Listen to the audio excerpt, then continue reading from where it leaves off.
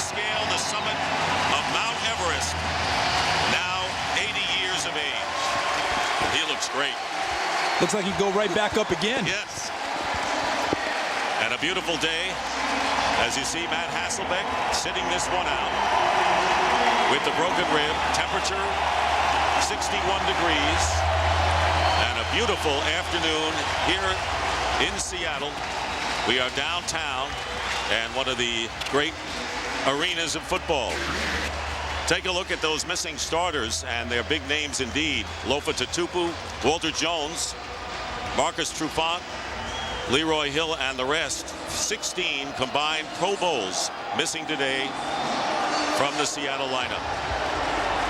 And in his first year as head coach, Jim Mora took over for Mike Holmgren. Seahawks plagued by injury last year. And Olindo Mare kicking off. Bears will receive, and Johnny Knox will run it out from deep in the end zone. And the impressive rookie wide receiver with a great return. And Olindo Mare makes the play, and the penalty flags are down.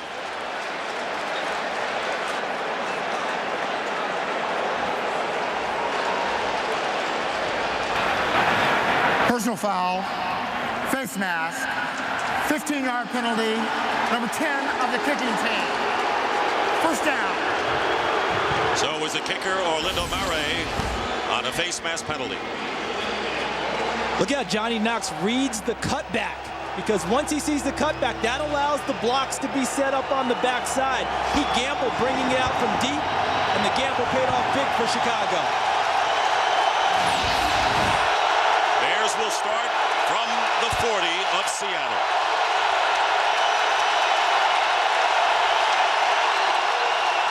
Matt Forte with a 1-yard gain. So Jay Cutler, who made a big turnaround from his opening game against the Packers when he threw 4 interceptions, and a terrific performance in beating the Steelers last week.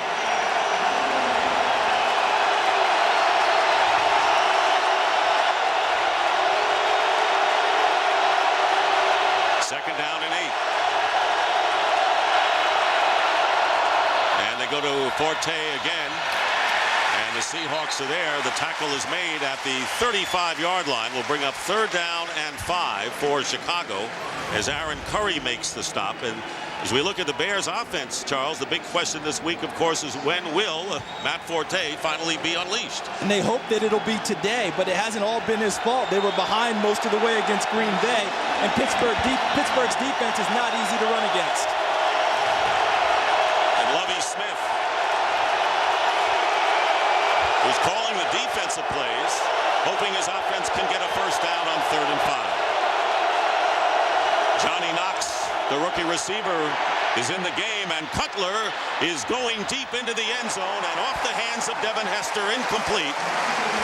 And that will bring up 4th down and a field goal try coming up for the Bears. Despite the fact this was not completed, I like what Chicago did early. They ran Matt Forte twice. They want to get him untracked, as we noted. But they also need to stretch the defense out in order to give him a better chance of getting untracked, and that deep ball should help. And now Forsett gets off the field, and there's no one back, so now it's 11 really blocking against 9 as Robbie Gould attempts a 53-yard field goal, and Gould's kick is going to be hooked, no good, off to the left.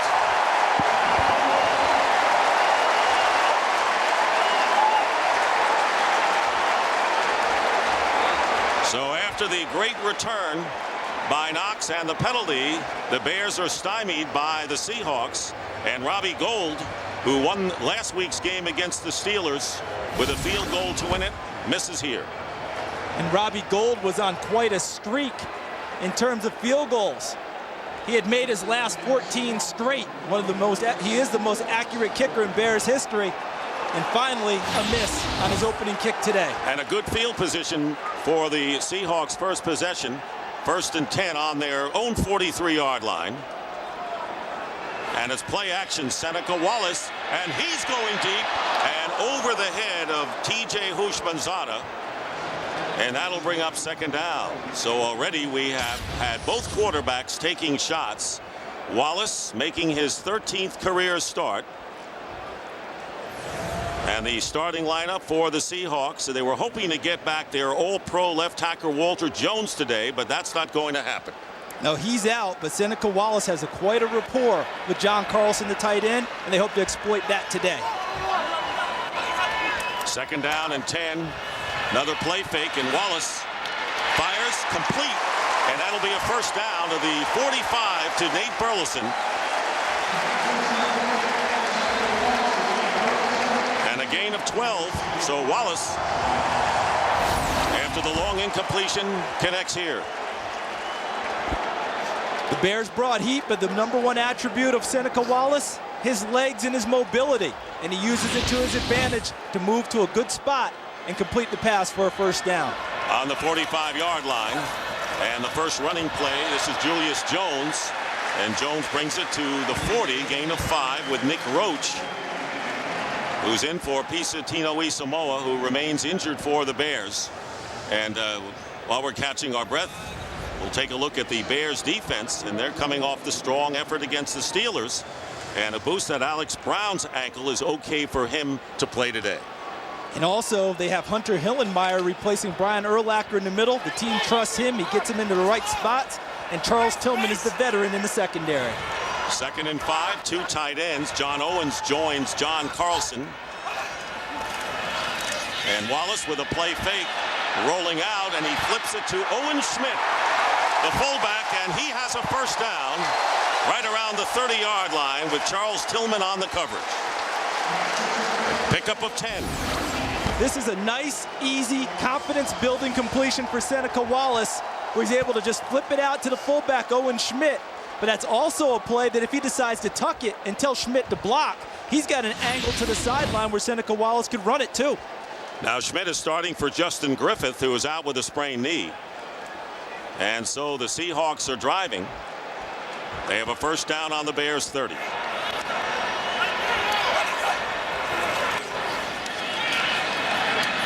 Wallace finds Burleson. And Burleson is ridden out of bounds by Lance Briggs. And they're at the 25-yard line, a 5-yard pickup. Have you noticed the play calling early, Dick? They're doing a lot of things trying to slow down the pass rush of Chicago. The Bears put a lot of heat on Pittsburgh last week. So we've already seen a wide receiver screen. We've seen running plays. We've seen a deep shot. And that allows the protection to get better. And the ball gets loose on the pitch. And Wallace alertly goes out of bounds. Back at the 37-yard line. And you were talking about their offense, and they're getting rid of it in a hurry. That's what Wallace is doing, and this was too rapid, you would say. Yeah, but he's just on the toss sweep. The tailback has to look for the ball, too. And what it wasn't a wide sweep. It was one of those sweeps that goes inside the tackle, so it's really a lighter, shorter toss. And it appeared Seneca Wallace tossed it like it was the long sweep to the corner. Well, the Seahawks had a second down and 5. It is now 3rd and 19 after the loss of 14 yards. Deion Branch returning to action is in the game, and here's pressure and the screen to Julius Jones. And Julius Jones down the sideline and will get in for the touchdown.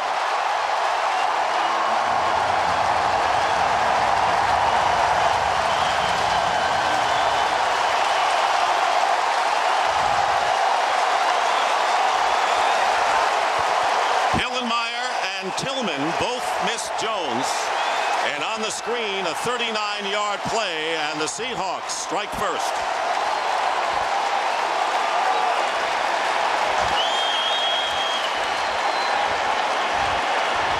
Very calm on the sideline is Seneca Wallace as Olindo Mare is on to kick the extra point.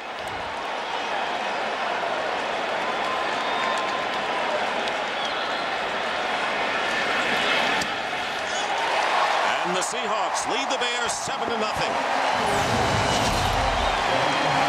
Julius Jones with his third touchdown. He had a 62-yard run against the Rams. Seattle takes the lead. 39-yard touchdown to Julius Jones, 4 for 5 on that drive. Second career receiving touchdown for Jones, both this year.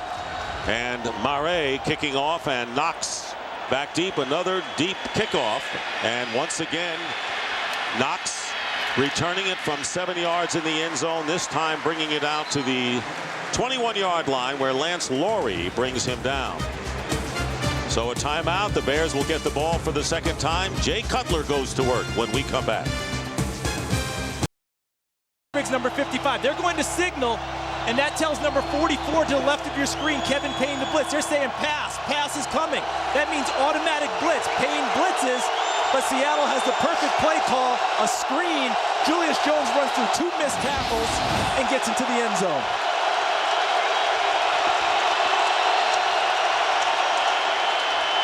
Cutler with the short drop and way over the head of Devin Hester. And it'll be second down. See, Chicago had this diagnosed, and they got good blocking, but right here the play could have been ended. Charles Tillman, number 33, and Hillenmeyer coming from inside out, number 92. They don't wrap up on the tackle, and Julius Jones runs right through it into the end zone. Tillman, who had the interception last week against Pittsburgh, bringing up second down and 10. Greg Olsen is split to the left, to the bottom of your picture. And Cutler's pass is caught by Olsen, and he'll have a first down to the 35-yard line. Very accurate is Jay Cutler, and a 14-yard pickup, first down.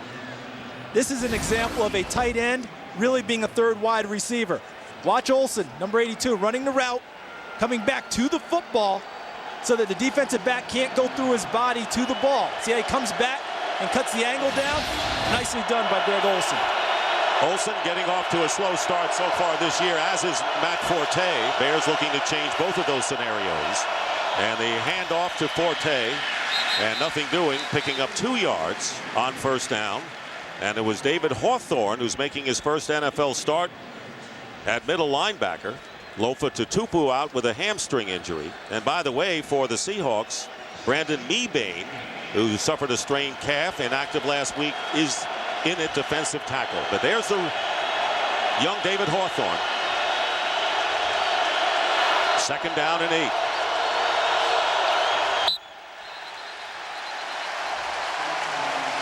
Penalty flag is down.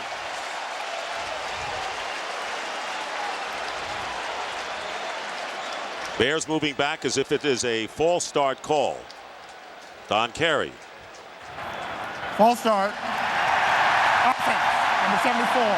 5-yard penalty. Second down. Chris Williams, right tackle. False starts, you see a lot of them when you play here. 83 at home in the last 4 years, including this year, leading the league. In fact, one year the Giants had about 11 false start penalties. The 12th man, yes, a factor. Second down and 13, and here is Forte trying to go outside, gets good blocking, and finally going out of bounds. Slowed down at first by Will Herring, and a gain of 10 yards.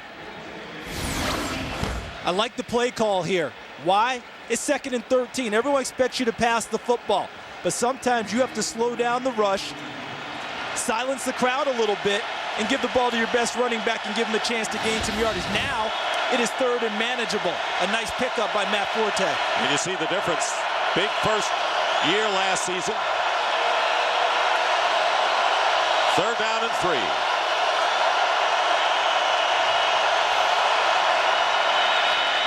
Cutler's pass, and it's caught.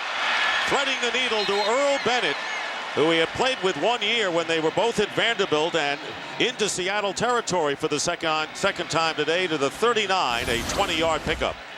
Earl Bennett had a lost rookie season. They tried to train him at about 3 different spots as a receiver. This year they left him at 1.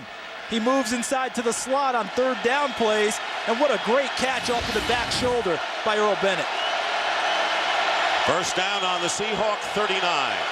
And the pitch And on the reverse to Devin Hester. And Devin Hester blockers in front of him. And Hester, with a great block there by Olin Kreutz, the center, finally brought down by Ken Lucas, the cornerback. But a flag down back at the 45.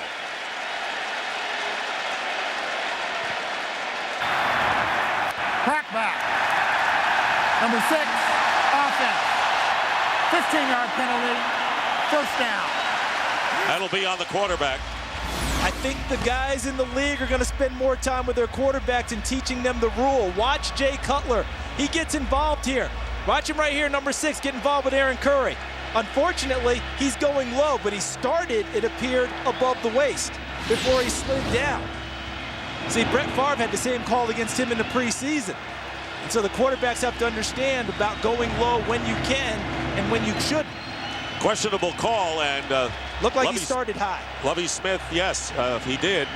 And Lovie Smith just saw the replay on the big screen here in the stadium. So it'll be first down and 25, and now the Bears, who are at the 39 of Seattle, now back on their own 46.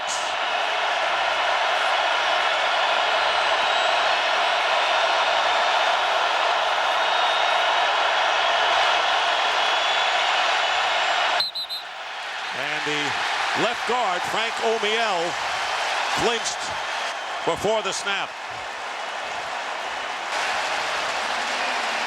Offense, number 68. 5-yard penalty. First down. A lot of new pieces in the offensive line, Dick. Frank Omiel, number 68, came over from Carolina as a free agent. Orlando Pace, number 76, is a veteran, but new on the offensive line this year in Chicago. And at right tackle, Chris Williams, a first-year starter. This crowd noise could affect this offensive line that's trying to come together. Now it's first and 30.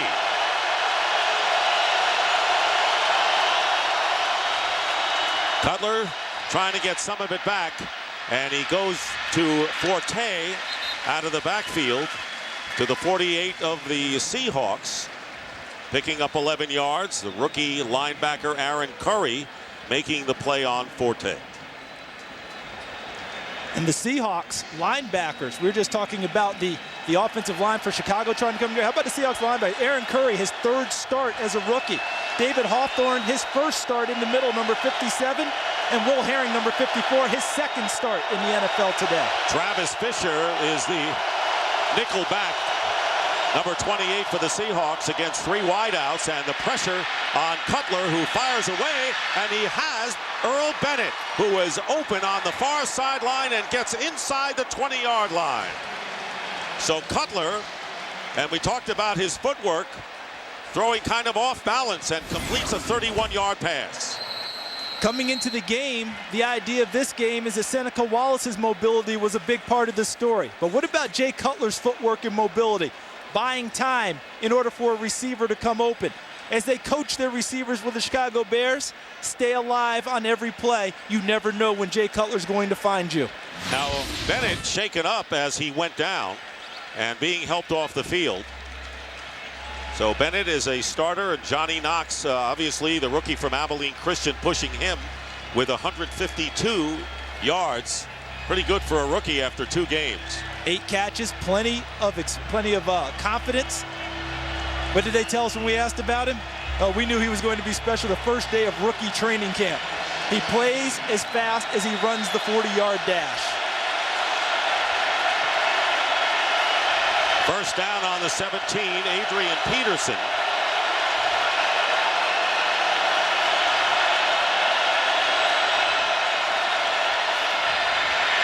Cutler flips it and is intercepted off the hands of Knox and David Hawthorne in his first NFL start with his first NFL interception.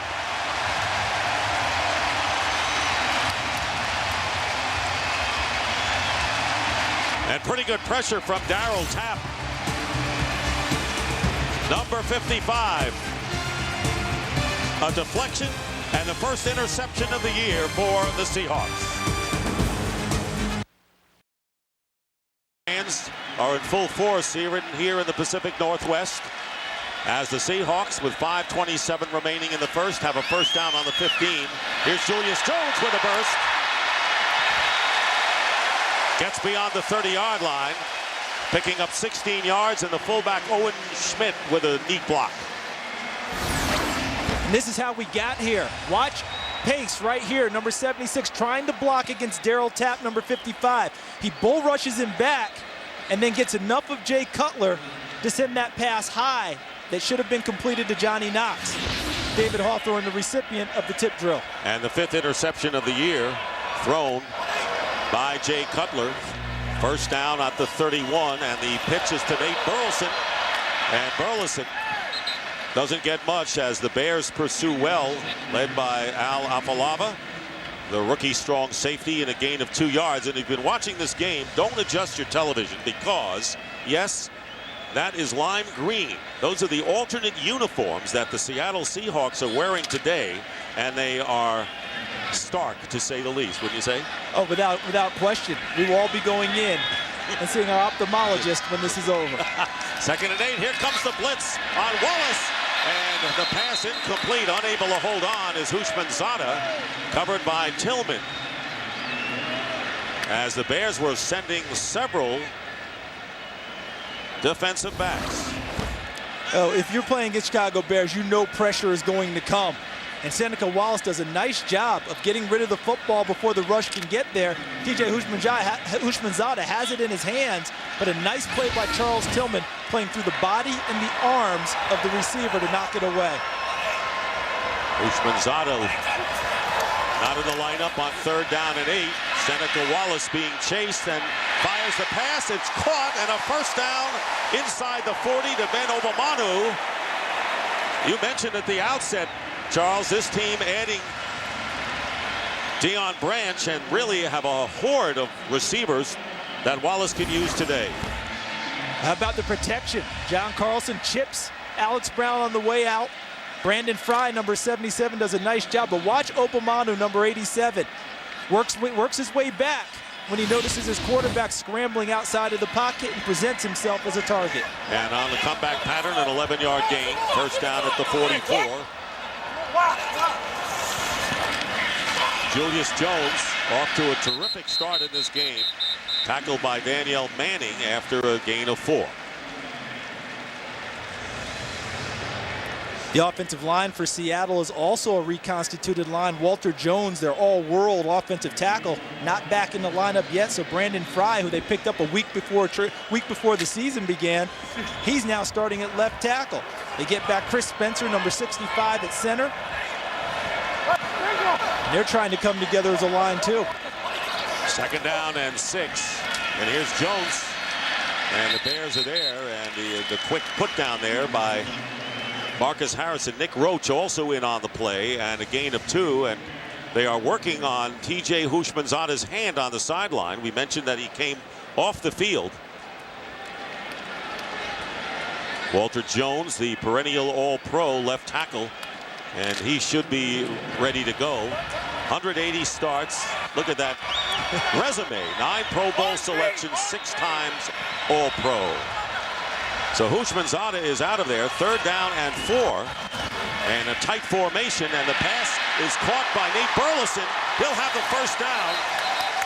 And inside the 35-yard line, Al Afalava, after a gain of 16. And Charles, the play selection by the Seahawks has been terrific. And I like the play calls because they're giving easier throws to Seneca Wallace early. He's already accurate. They came out in a bunch formation. They took 2 receivers and ran them downfield and essentially picked off defensive backs. And when they did that, that allowed Burleson to come free on the shortest route, catch the ball in the flat, turn upfield, and pick up the first down. And meanwhile, Houshmandzadeh back on the field for Seattle. 1st down and 10. Good protection for Wallace. And holding on to that pass is Cameron Mora, the rookie tight end out of the University of California. Zachary Bowman was right there on the play. And the ball now at the 31-yard line of the Bears. So we have about a minute and 40 seconds remaining in the first quarter. And after the big flurry, the big kickoff return of 53 yards by Johnny Knox, the missed field goal, and the Seahawks have dominated from there. 9th play of the drive. Julius Jones. nearly broke away, and he's brought down by Danielle Manning after a pickup of 2. Julius Jones is announcing to everyone today that you had better swarm him and tackle him, because the first guy is not bringing him down. Already 30 yards on the ground. The receiving yardage came on the screen pass on 3rd and 19 that he took into the end zone. He's running awfully hard in the early going. Justin Forsett is into the game for relief of Julius Jones, who has done a lot. It'll be 3rd down and 4. Here's Seneca Wallace going up top, and incomplete to Burleson. And that will bring up 4th down, and Olindo Mare will come on to try to give the Seahawks a 10-0 lead. That's a big miss, Dick. If this were a game of basketball, coaches would say we just missed a layup, because Nate Burleson has them beat. A little more air under the football, a little touch. He's going into the end zone with the football. He's got Charles Tillman on his back. 46-yard attempt by Olindo Mare. It's good. And with 40 seconds remaining in the first quarter, Bush Manzada heading into the locker room, and the Seahawks lead the Bears in a surprise 10-0.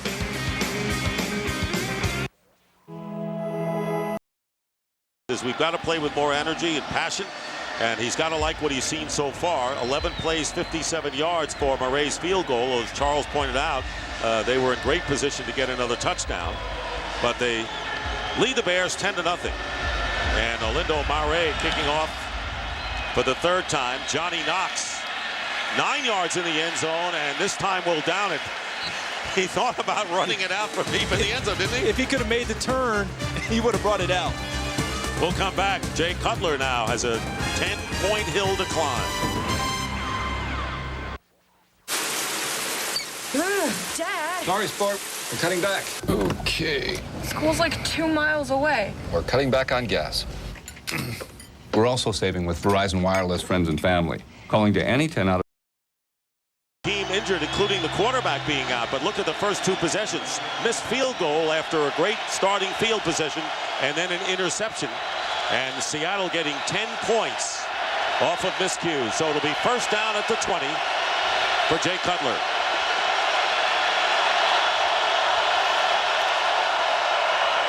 Matt Forte, and he's ridden down immediately by Colin Cole after a gain of 2. Chicago got away from running the football against Pittsburgh because of Pittsburgh's reputation and stout run defense. I don't think they're going to get away from it real early against Seattle until Seattle proves that they can shut down Chicago's run game over the course of time. Now, Earl Bennett was shaken up, you remember, so the 3 receivers are Hester, Knox, and Rasheed Davis. There's Devin Hester. Final play, perhaps, of the first quarter, and Matt Forte trying to go outside. And a good play made there by Ken Lucas and David Hawthorne. As time runs out, that's the end of the first quarter, with the Seahawks leading the Bears 10-0.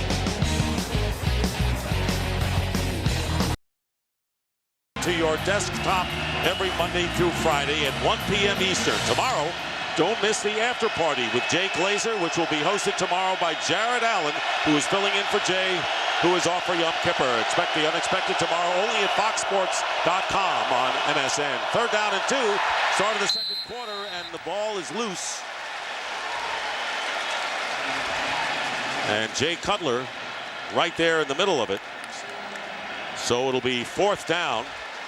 And an inspired Seahawk effort thus far, Charles. And I didn't think this was necessarily a throwdown here, and I think they were going to run the football, but there was a quarterback-center exchange between Olin Kreutz, the center, number 57, and Jay Cutler. Ball ends up on the ground. Bears have to punt it away again. Brandon Mebane right in the middle of it. Justin Forsett will receive the kick from Brad Maynard. And Maynard shanks that one off to the right. And a flag is down. Penalty marker there. Obamanu really put some pressure on Brad Maynard. And a flag is down as that kick went out of bounds to the right. He was trying to angle it. Maybe it got touched, but I think he was trying to angle it off to his right. and might have just gone off the side of his foot. Obamanu was on the scene, but I'm not sure he actually touched the football. Flag was thrown at the 34. You've got to credit that defense. Patrick Kearney, who is really the key man. And he's playing the role of King Leonidas today, leading his band of 300 into battle. And taking a longer look, there are 2 flags down as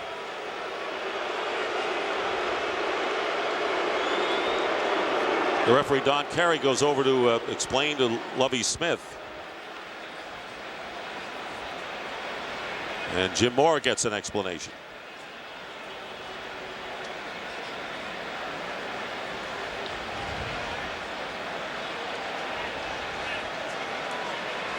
But you notice they dispatch officials to both coaches so that one doesn't feel left out in the conversation. But Lovie gets the referee. Well, that's big. You like it when it's going in your favor to have the referee. There are 2 fouls on the play. Holding on the receiving team. That penalty is declined. Number 50. Ineligible receiver downfield offense. Number 53. That penalty is declined. They are offset. 4th down. Now Jim Moore doesn't see it, and he wants the officials to come over again on that.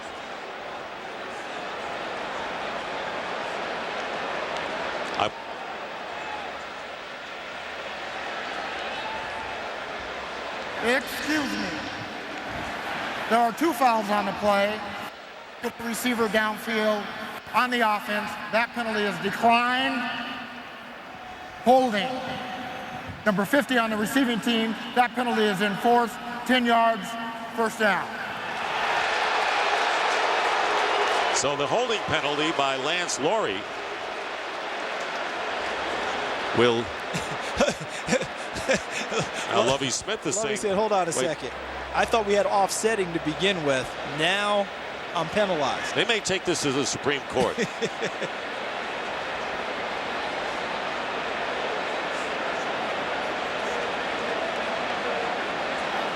was interesting because normally when you say offsetting penalties, you announce the penalties, just say they're offsetting. But right. when he said declined, that meant he was already headed towards someone declining one and gaining a penalty. So they don't replay the down. No. And the ruling is that the Seahawks will have a 1st down. And after the shanked punt, Seattle will have good field position if it stays. Nothing's more important than being there. By Pfizer. And by Frost Brewed Coors Light, the world's most refreshing beer.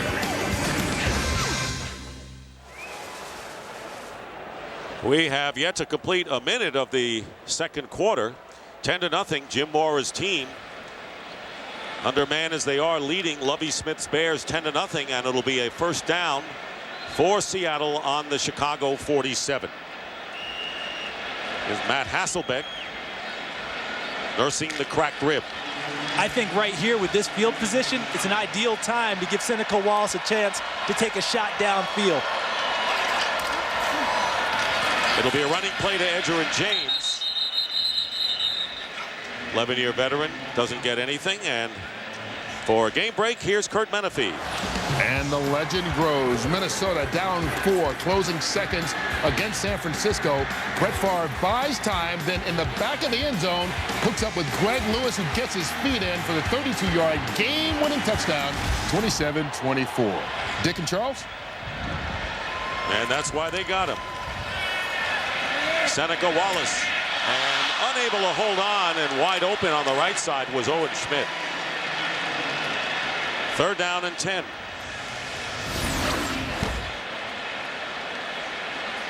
Watch Seneca Wallace, looks downfield, goes to the check down. His fullback in the flat. Hands, you just failed me. TJ Houshmandzadeh, we saw him go into the locker room near the end of the 1st quarter. They were working on his hand, and he is lined up to the bottom of your picture, number 84. 3rd down and 10. Wallace getting pressure. He's got good feet, as you pointed out, and the pass is caught by Burleson, and a first down for the Seahawks at the 27. A 20-yard pass play, and Wallace used, Charles, both his feet and his arm on that one. Love the mobility, and most of the time when people hear mobility, they expect to see guys take off and fly around the corners and run around a long time. Most of it is just subtle slide steps, create a better passing lane, buy a little bit of extra time, extend the play, and Nate Burleson knows that about his quarterback and continues to move to an open spot. Off to a great start with those numbers, and he started 8 games for the injured Hasselbeck last year. First down at the 27. And there is Seneca Wallace going deep, and it is nearly intercepted. And it's an incomplete pass. Zachary Bowman very nearly picked it off in the end zone. Could not hold on the pass intended for Burleson. It'll be 2nd and 10. Get everything going your way. You can't afford to turn the ball over here because it changes everything. And a good job by Nate Burleson, number 81, taking the interception away from Zach Bowman, number 35. Seneca Wallace throws that one too far because of the heat in his face from Hunter Hillenmeyer. 2nd down and 10. Edgerrin James, a receiver out of the backfield, but they go to Burleson again. Very busy first half for Nate Burleson. They get to the 20-yard line. Bowman on the tackle. A pickup of 7 with 3rd down coming up. You go back to the play that's nearly an interception, a West Coast offense staple. One of the things that all the West Coast offense gurus say. On each play, when we throw the ball, it's either touchdowns or checkdowns. Seneca Wallace went for the touchdown when he really needed a check down because of the coverage against Nate Burleson. And Burleson off to a good start. Carlson goes in motion, and the flip to Justin Forsett. And the Bears come over. The Bears doing a terrific job not letting Forsett, who has good speed, get over there. Hillenmeyer slow getting up, and it was Hillenmeyer who made the play happen, bringing up 4th down. Everyone worries about the loss of range with Brian Urlacher being out of the game. Hunter Hillenmeyer is a much better athlete than he gets credit for, and he ranged from inside out to keep that from being a first down. Murray successful from 46 yards in the first quarter. This will be a 37-yard attempt. And Olindo Murray's kick is good. Now 3 for 3 on the season. And Seneca Wallace and the Seattle Seahawks have opened up a 13-0 lead over the Bears.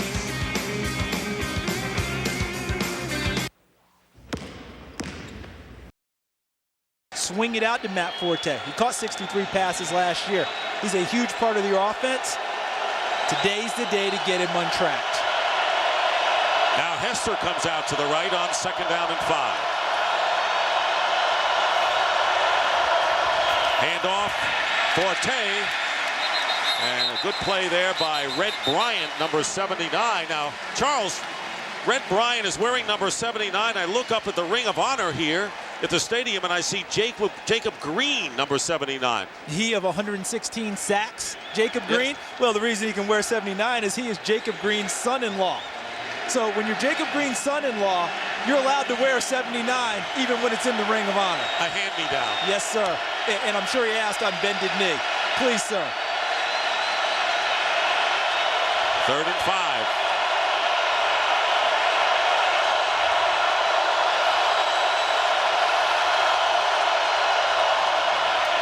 Out of the shotgun. And the question is, does Hester hold on? And the officials say he did. And it may be enough for the first down. We'll see where they spot it. They needed to get to the 38-yard line. Kelly Jennings starting today for the injured Josh Wilson.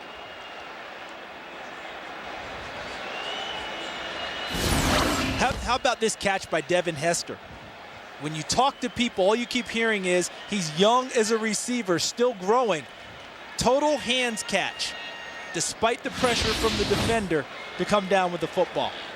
And there'll be a measurement on the near sideline, right in front of Jim Mora. See, a lot of inexperienced receivers want to catch it with their pads. That allow the ball to bounce off. It is a first down for the Bears. So Hester keeps the drive alive. We're still early in the second quarter, but Jim Mora's Seahawks have come out and played inspired football against the Bears. As we said at the outset, big chance today whenever you're playing against a backup quarterback. And that play by Hester allows the Chicago Bears to get 4 more downs and try and establish a flow and a rhythm. That's a play of picks that helps pick up an offense. That one made by Devin Hester. All other teams in the division have won today. The Packers, the Vikings, and the Lions. Yes, the Lions all won. First down from the 38, and a play-action play, and it's out to Forte. And Forte is slowed down, and he finally gets away, and ultimately David Hawthorne makes the tackle, and 4 hard yards for Matt Forte. Here's one of the battles of the day. Look at Patrick Kearney, number 97, in the beautiful lime green jersey against the perennial All-Pro himself, Orlando Pace. Kearney putting the pressure on Cutler before he delivers a screen pass to Forte. I think you're making a fashion statement in favor of those lime green jerseys, partner. I gotta admit, I dig them. Second down and 5. Handoff to Forte and nothing doing.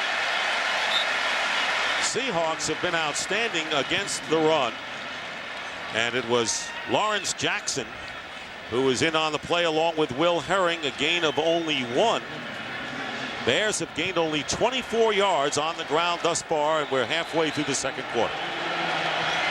Lawrence Jackson, number 95, really has stepped up his game since the regular season began. First-round pick last year. Came into the game with 3 sacks, leading the NFC.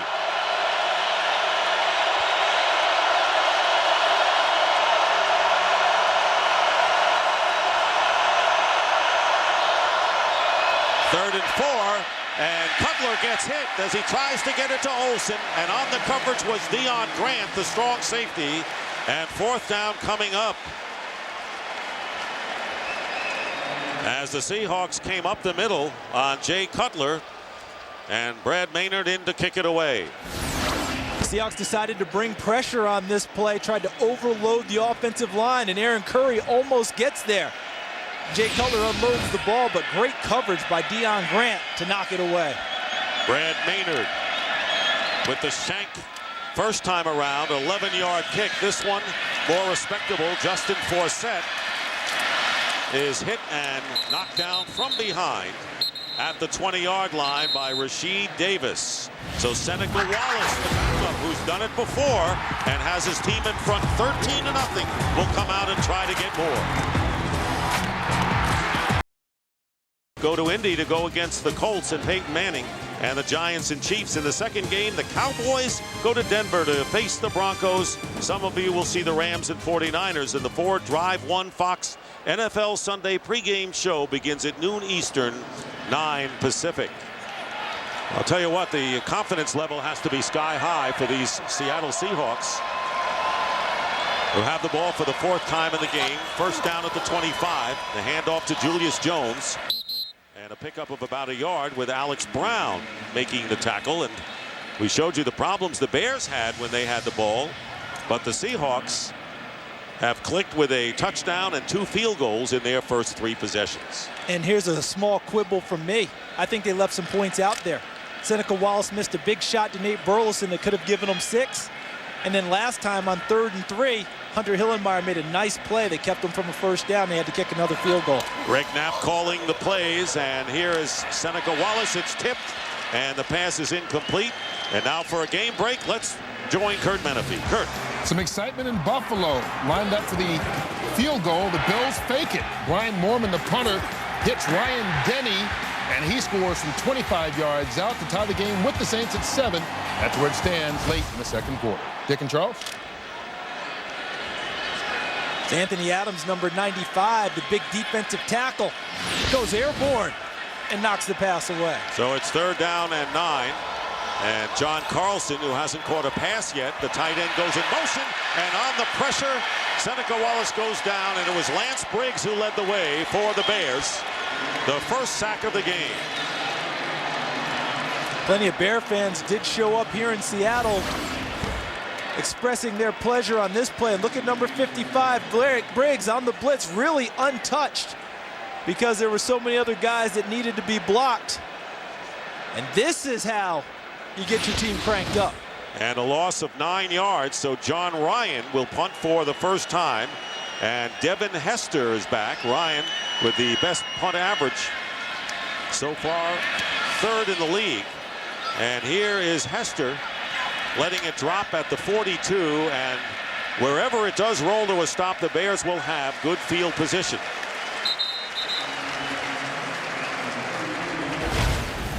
Well, last weekend the Manning brothers did the job, didn't they? They certainly did, and how about that? Led both of their teams with game-winning late fourth-quarter drives. Eli trailed by 1 with 3:40 left. Peyton trailing by 3 with 3:50 left. And Eli led a game-winning field goal as time expired. The Giants won by 2 over Dallas. And Peyton a game-winning touchdown to Pierre the Waiter Garçon with 3:18 remaining. And Indianapolis beats Miami 27-23. So the Mannings will be on Fox next week. Did you give him that nickname just now? Well, after that touchdown, I think he's been upgraded to Mater D. And a penalty. See if Chris Williams, the right tackle for the Bears, guilty of the false start. False start. Offense, number 74. Penalty. First down. I believe that's the 3rd false start for the Bears in this first half. Teams average about 2.5 false starts per game in this stadium. You know, with the great Bear fans, you mentioned they're out here. They're everywhere. They're baseball legion. And football all over the place. They're not going to be able to stop the noise of this crowd, though. 1st and 15. Back on the 29. And the quick pass to Bennett. Bennett gets free. And Earl Bennett, with a big gain for the Bears, gets into Seattle territory to the 47-yard line and a gain of 23. Coming into the game, we said that Seattle would have to be relentless in attacking on defense. Well, the Bears used that against them. Look at Chris Williams, number 74. Watch him take out Kelly Jennings, number 21, on the screen. Olin Kreutz, number 57, got downfield too. Earl Bennett picks up a key first down. On the 48. Forte. And Forte is tackled by David Hawthorne, who has 6 tackles and an interception already for the Seattle Seahawks. First NFL start for David Hawthorne out of TCU. 2nd and 5.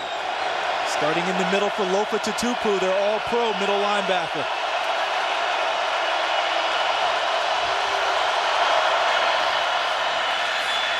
Cutler getting time, and free downfield is Greg Olsen. And Olsen is tackled by Babineau, but not before he gets to the 24-yard line.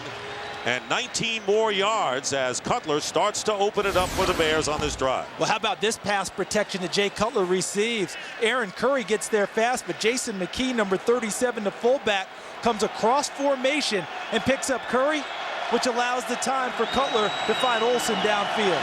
You know, Charles, the Bears haven't scored yet as you look at Johnny Knox, and they still have yet to score this year in the first quarter, but they threaten. Matt Forte.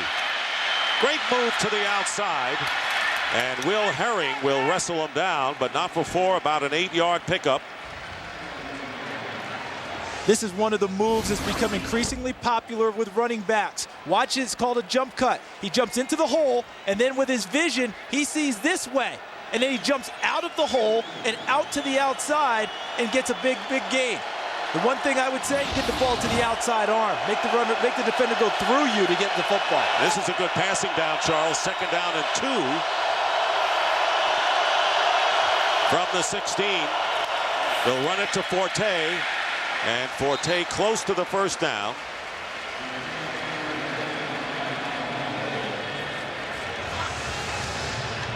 Forte has gained 39 yards on 11 carries thus far. And they're going to be shy. So it'll be 3rd down, less than a yard. I think this is a down that you allow your offensive line to establish some confidence and you to show some trust in them by running the football at Seattle. And a timeout called by the Bears.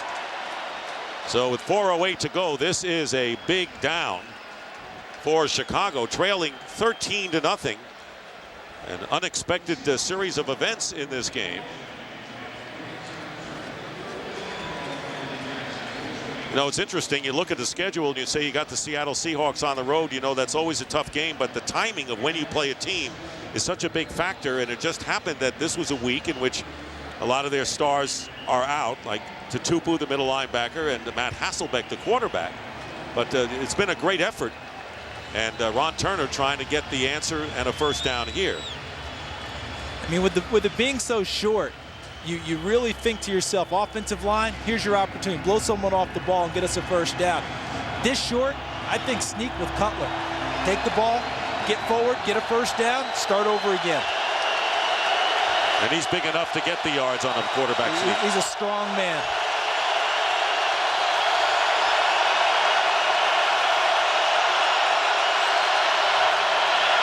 He's play action, and the pass is caught by Olsen, who gets the first down to the 10-yard line.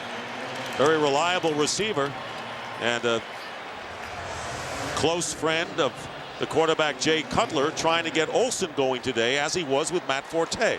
Yeah, they've rebuilt quite a relationship off of the field. Spent a lot of time this offseason going around to country music shows and getting to know each other better, not just on the field, but off the field too. Seahawk defensive ranks in the NFC thus far.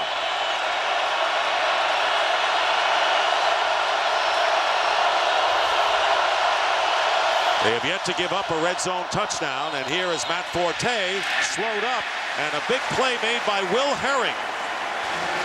Now, Herring is starting because Leroy Hill, who underwent surgery on his groin, probably not back until November or so. And I'll tell you, these reserves, especially the linebackers, have played a big first half. They came into the game. All right, here's Herring, number 54. Watch the play he makes. The three linebackers came into the game. Starting today, combined 6 starts when you count today. Gaining a lot of experience rapidly. Second and goal from the 11. Cutler's pass caught by Forte, trying to fight his way to the goal line, and the ball stripped loose. Seahawks have it.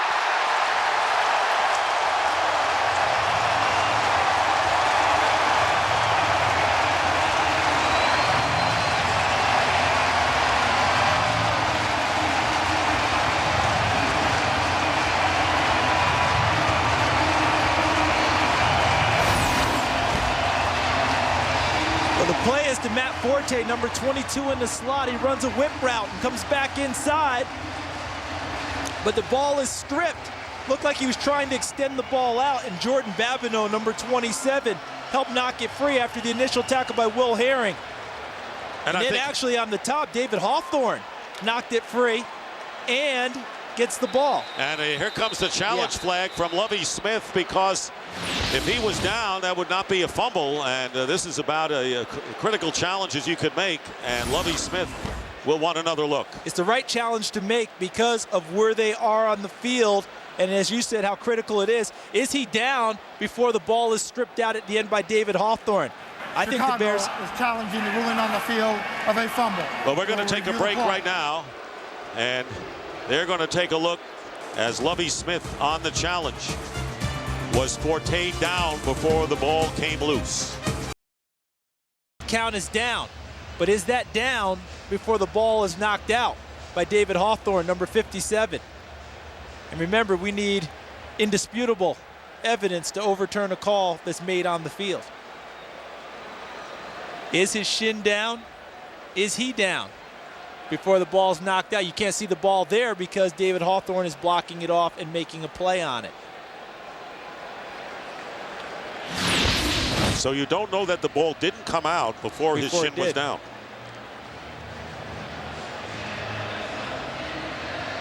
There's going to be a big judgment here, obviously. Either the Seahawks take over or the Bears retain possession on the 1-yard line. Yeah, initially I thought Babineau had knocked it free, but it turned out to be Hawthorne, 57, coming over at the end of the play. Herring with the initial hit, Babineau helping out. And Hawthorne, who struggled a little bit against the 49ers in the team's loss last week. Coming up with a huge game. He has the interception. He has 8 tackles, and we'll see whether he has the forced fumble as well. And the recovered fumble. Right. Don Carey is out here.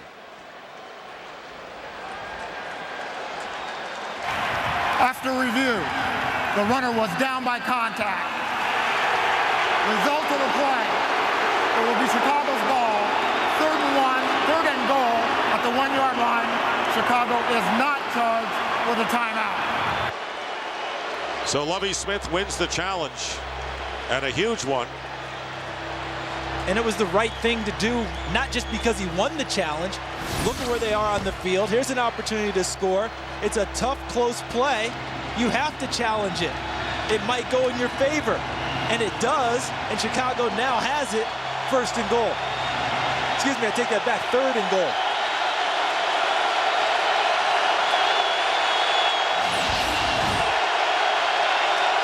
Forte. 3 tight ends. It's Forte. And he's knocked back, and he did not get over the goal line. And tempers flare momentarily. And it appears that it'll be 4th down as Forte is stopped. It looked like Herring and Hawthorne were both there. Look at where the line of scrimmage gets reestablished. Back in Chicago's backfield. No push by the offensive line of the Bears. Well, the Bears are going to have some time to decide exactly what they want to do. 2 minutes remain in the half. Prohibited. The Bears are going for it on 4th and goal from the 1. And I think it's a good decision, but I don't run it inside. I put it in the hands of Jay Cutler. My first option, Greg Olsen.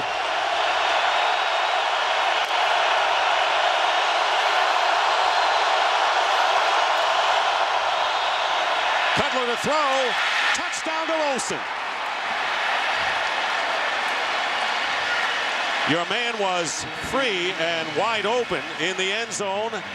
And the Bears finally score with 1:56 remaining in the first half on the 1-yard touchdown pass from Cutler. Look at the pressure right in Jay Cutler's face, where he had to essentially shot put it. Deion Grant, number 24. Aaron Curry showed pressure, dropped back, but Grant right in his face. And Cutler with so much arm, he doesn't need legs. Just drops it in there for Greg Olsen for the touchdown. Corey Redding couldn't get back there to make a play, so Robbie Gould on for the extra point. He's only missed 1 in his career, and the kick is good. And the Seahawk lead now is 13-7.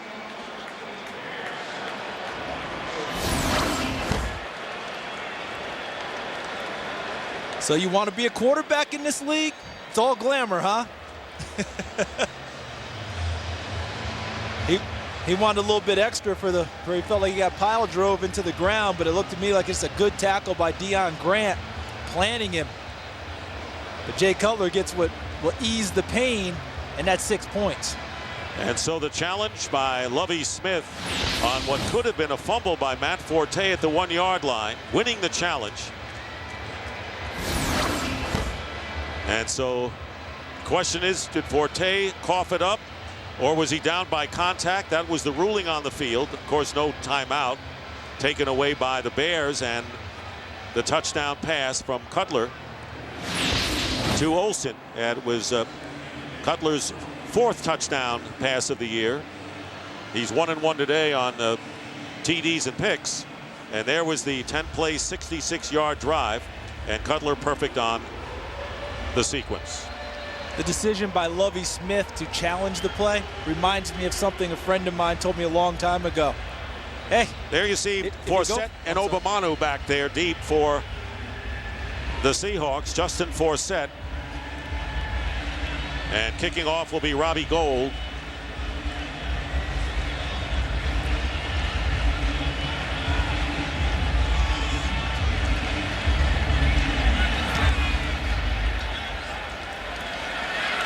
Obamanu returning from the 2. Gets running room. Ben Obamanu. Terrific return out past the 40-yard line. They'll mark it close to the 45 before Zachary Bowman knocks him out of bounds. And a big return to set up the offense. We've seen some good returns today. First from Johnny Knox, but look at the gap here that Obamanu is going to see. But he takes it and cuts actually behind another block and finds another gap and picks up a nice block by the veteran, number 36, Lawyer Malloy.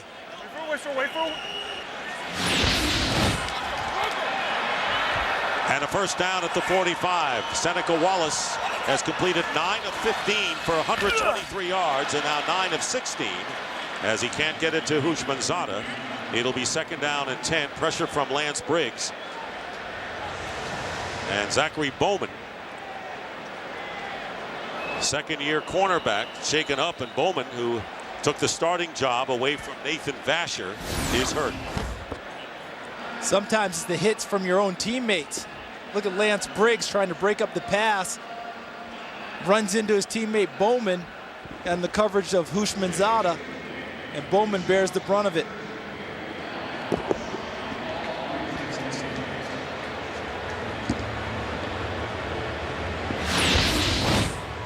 So they're working on Zachary Bowman, and he's been an outstanding performer in what has been a young secondary.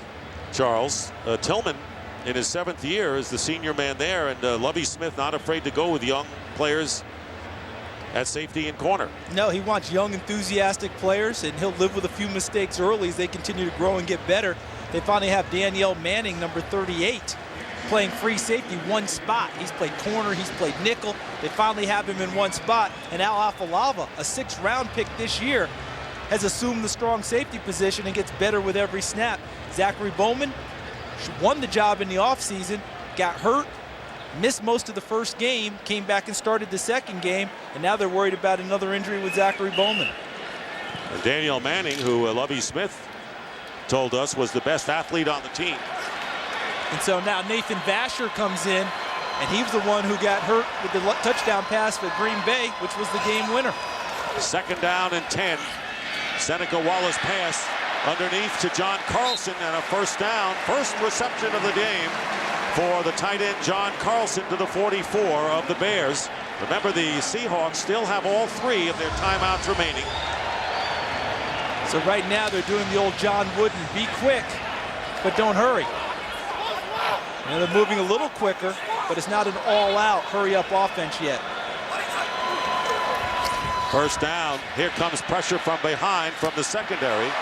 And this pass is caught at the 37 by Deion Branch, returning to action after being inactive the first 2 weeks. And how about Seneca Wallace feeling the pressure from his right? The pressure will come from here. Wallace will move this way to ease the pressure and allow himself to make the pass. And look at Branch going down and securing the catch. Inactive the first 2 weeks with a hamstring pull. Branch makes his first catch. Second down and 3. Little over a minute remaining in the first half.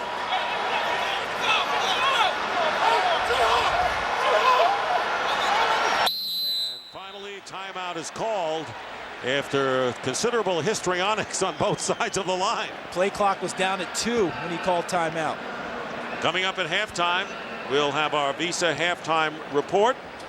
All the scores and highlights, and the talented bunch of Kurt, Terry, Howie, Michael, and Jimmy in our studio, plus the Fox Sports ticker. You know, I was going back when we were talking right before the kickoff, you know, with Lovie Smith going ahead and making that challenge. A friend of mine told me sometimes you make those challenges because you give them a chance to say yes.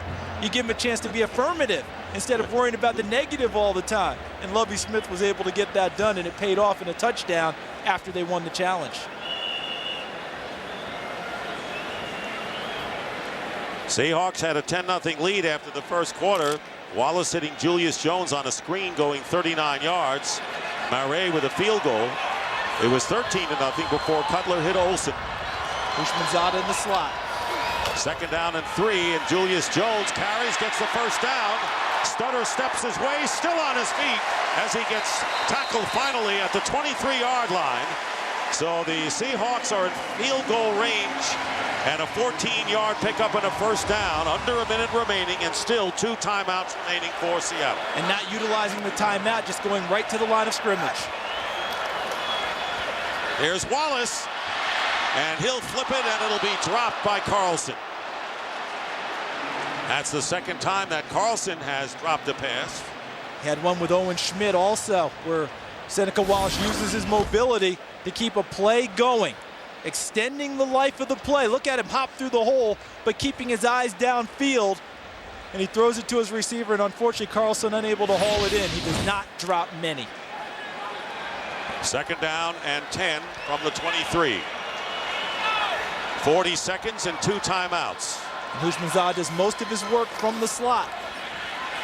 And the screen pass to Jones, and Donijay puts him down at the 27-yard line. So there'll be a loss of 1 on the play, and Seattle will use their second timeout.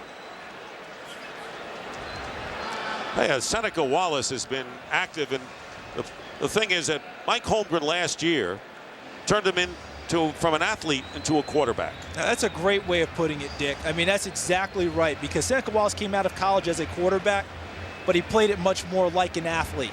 I got to watch him when he was at Iowa State, and the way he moved around and bought time with his legs, but he used it more to get downfield with his legs. Now he's using his legs in the pocket or breaking contain, but keeping his eyes downfield and becoming much more of a throwing threat and creating big plays that way. And as you know, we've seen him on the receiving end of passes before. So if you ever want to use a wildcat and actually throw to your quarterback, he'd be a good guy. He's the guy. He caught a 24-yard pass in the season opener against the Rams from Matt Hasselbeck.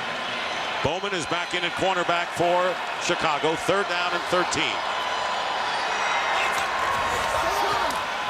Julius Jones tripped up at the 25. And the clock continues to run. Seattle has not used their last timeout as Murray comes in to try a field goal. He'll let the clock wind down, and it stops with the 3rd and final timeout with 8 seconds left. So Murray at 2 for 2. And there's a big difference between a 6-point lead and a 9-point lead. I think that man right there, Jim Mora, has to be really pleased with what he's seen out of his team in the first half. We talked at the top, attacking, relentless, full of energy team. That's what he's had in the first half. Did they leave some points offensively? Yes, but overall, he has to be excited by what he's seen. Visa halftime report coming up with our gang in LA. Highlights, scores, Fox Sports ticker all coming your way. Yeah, I think Jim Mora has done, to this point, a terrific job of having this team ready to play undermanned. And he started it as soon as they met on Monday. Hey, just give me 45 guys ready to play. This will be a 43-yard attempt by Murray.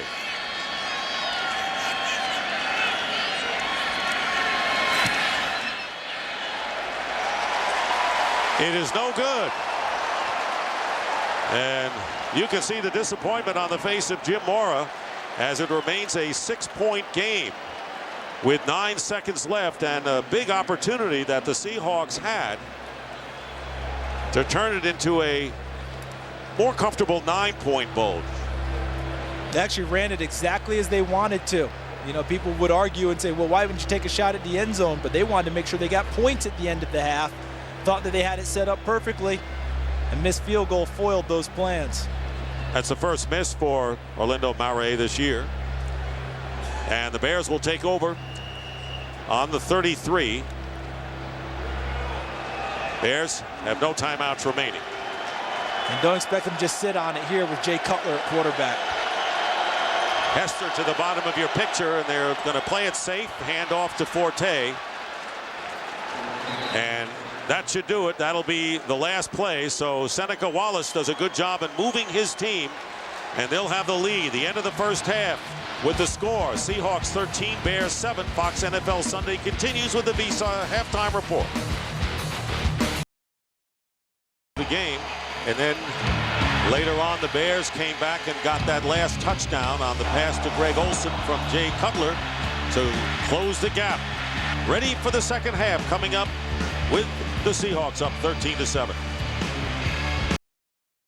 So no turnover there, and that resulted in a touchdown as he was down by contact. The next play was a TD pass to make it 13-7, and then in the final seconds of the first half, the missed field goal by Olindo Mare. So what could have been a 9-point game was a 6. And now we go to the second half. Seahawks get the ball first. Yeah, and I think that they have to reestablish the high-paced, high-energy offense that they ran to start the ball game, where they moved the ball up and downfield. You saw the screens, you saw the draws, a good running game from Julius Jones. Seneca Wallace with some nice, easy throws. They've got to get back to that. They played for a field goal at the end of the half. Didn't get it. That's got to be a little bit deflating. And it was a smart play because it could have made it a 9-point game, but the air is a little bit out of their balloon after that. We'll see if the Bears defense can take advantage of that in this first series. They'll have to step up and attack a little bit more because it felt like they tucked their horns in a little bit. The right play, sure, but now you've got to show that you're going to go back and punch them in the mouth a couple more times. Second half is underway, and it'll be Forsett coming over to make the grab on the kick return, and Forsett brings it out to about the 28-yard line, and that's where Seneca Wallace will go to work. Wallace was 12 of 20 for 138 yards. Touchdown pass on the screen to Julius Jones, and no interceptions. That was Cutler's numbers, 12 of 16. He threw a pick. Mare missing the field goal at the end of the half. So as you just mentioned, we'll see if the Seahawks can pick up where they left off, leading the way in that first half. Julius Jones on the counter gets to the 34-yard line. Lance Briggs making the stop on the play, and Hillenmeyer slow getting up. And that would be a key loss for them, having already lost Brian Urlacher in the middle. Hunter Hillenmeyer took to the left side of your screen. Hillenmeyer being blocked by Chris Spencer, the starting center. He just plants it and finishes him off at the end. After the 6-yard gain, second down and 4. And there is the quick out to Hushmanzada, and he'll get the first down as he fumbles, and the Bears may get it back. The Bears were all over the football, and they recover it. Adewale Ogunleye makes the recovery, and so the Seahawks, in the last worst-case scenario, turn the ball over on their first possession, and it's Hushmanzada, who this week talked about how the Bears weren't interested in acquiring his services, and he said he would dominate against the Bears secondary. Charles Tillman with the first hit. And I think it might have been punch free by Danielle Manning, number 38. Look at the Bears surrounding him. Manning behind, Tillman in the front, Payne. And a first down for the Bears on the Seahawks 42. Jones, or check that. That was Forte. Off tackle, gets to the 35-yard line. A gain of 7 yards. So Forte with 15 carries, 43 yards. And how about that? 175 takeaways in the last 5 years, the most in the league. Second and 3.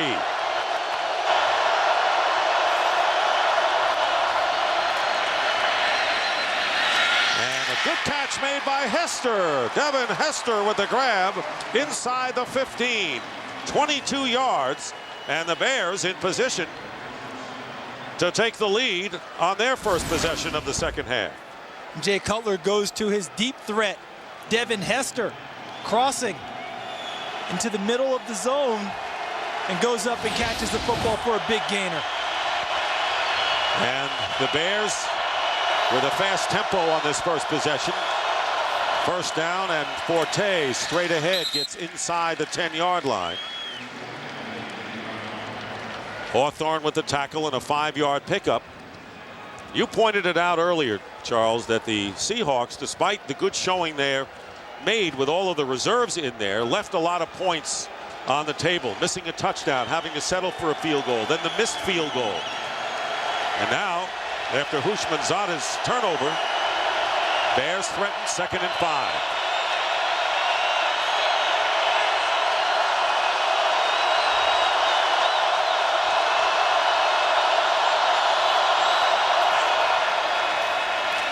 Forte, and nothing there as Brandon Mebane making the play. 1-yard gain for Forte. I think the defensive front of Seattle has played pretty well all game long. In the last goal line stand, even when Chicago scored, they made them throw the ball in the end zone in order to try and score. So it's 3rd and 4.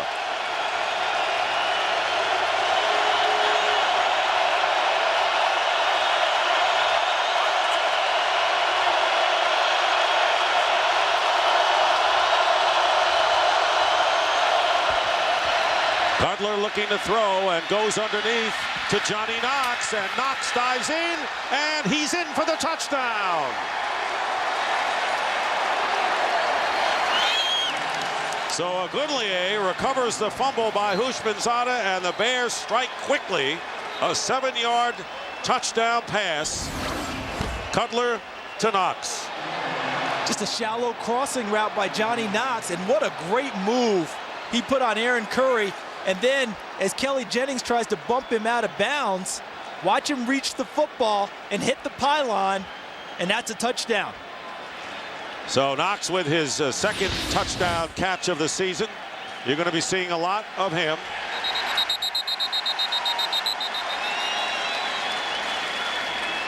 And a whistle, and the challenge flag thrown by Jim Mora. And I would have to think what he's challenging is, was Johnny Knox out of bounds before he put the ball on the pylon? See, as he's reaching there, I think he hits the pylon before he ends up with his body out of bounds. See, his takeoff point, Yeah, watch. Ruling on the field of a touchdown. We'll review the play.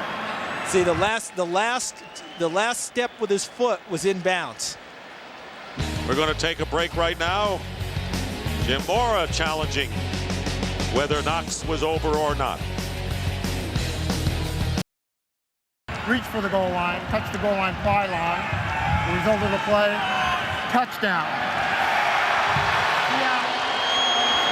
Charles, you didn't need a replay. I didn't need it, and Don Carey just narrated it perfectly with our replay. Foot in bounds, the last foot, the inside foot is left foot, and then he hits the ball, the pylon with the ball, touchdown. He narrated the replay perfectly because the foot was in bounds as a takeoff point. And then he was airborne, ball hits the pylon, touchdown. So he has a broadcast future then if he narrated the replay. You know, I can't do his job, but he can do mine. Robbie Gould looking to give the Bears their first lead of the game, and he does. So an impressive drive, 5 plays, 42 yards, and 240 for Jay Cutler, and the Bears lead by 1. He is 1 for 5 with a fumble, and why talk during the week and put more pressure on yourself when you're going up against the Bears team when you have your backup quarterback? Bottom line is, if you're going to talk about, you have to produce. Otherwise, you set yourself up for that debate. Still a long way to go. 4 set at the 5. Bears missed him once. Brings it out to the 26-yard line where Rasheed Davis has had a fine special teams game today. And that's where Seneca Wallace will go to work. And I see Edgerrin James coming into the huddle with the Seattle Seahawks. Edgerrin James, the NFL's active leader in rushing yards with over 12,100 yards. And he is in the backfield now, leads all active players. And last time the Seahawks had the ball to start the third quarter, they turned it over, and the Bears capitalized in a hurry. And Chicago with the 1-point lead.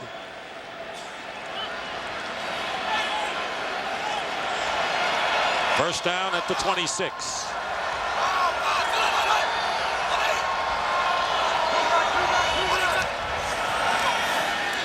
Seneca Wallace with a defender in his face goes down, and a flag goes down as well. Penalty marker there, and it was Agunlie who came in a hurry to Seneca Wallace. And the Bears becoming much more aggressive on defense now versus tight formations as shown by Seattle.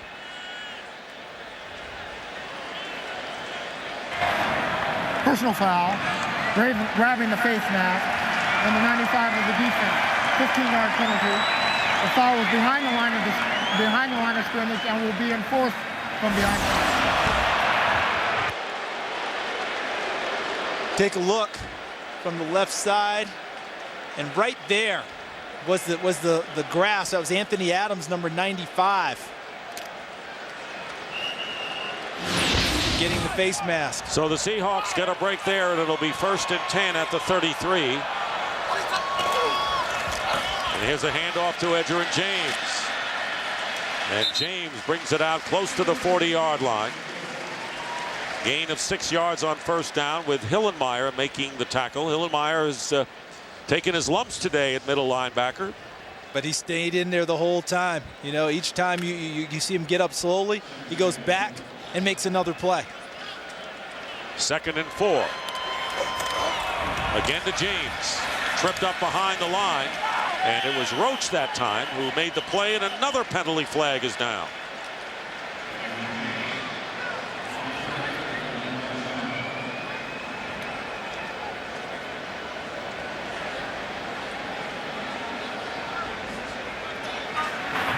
Personal foul, grabbing the face mask.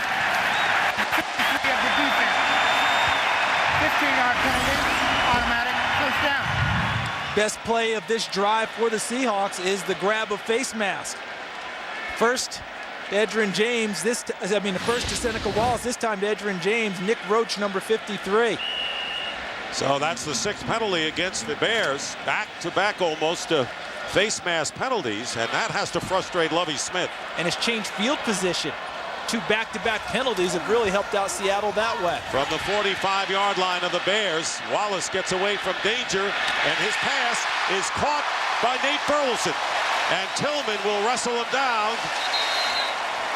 So 20 yards in penalties, really hurting the Bears on this drive.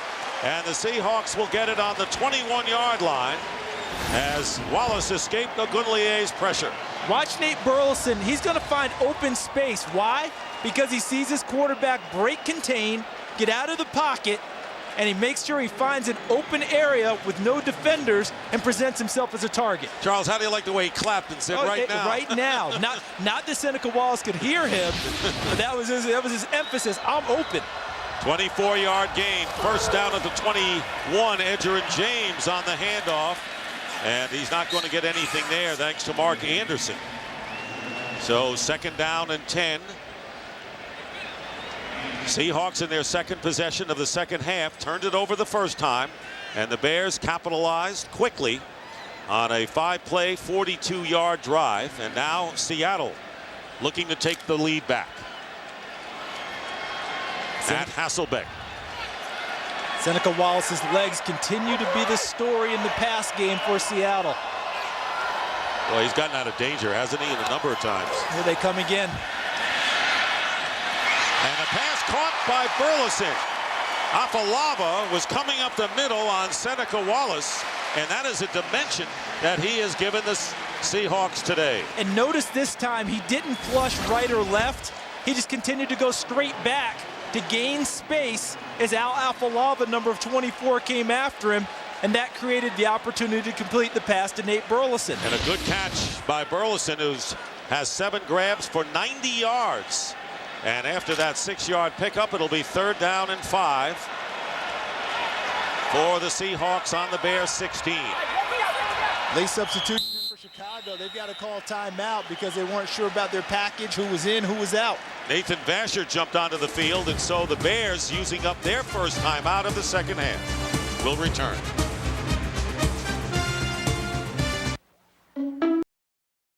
Back in there now. And they love what he brings to the table. He can pick up the pass protections very well as a blocker, can swing out of the backfield and catch the football, gives them what they need. Don't be surprised to see him get more and more playing time as this season goes along. Boy, he really was a flash last week in the losing cause, Charles, against the 49ers.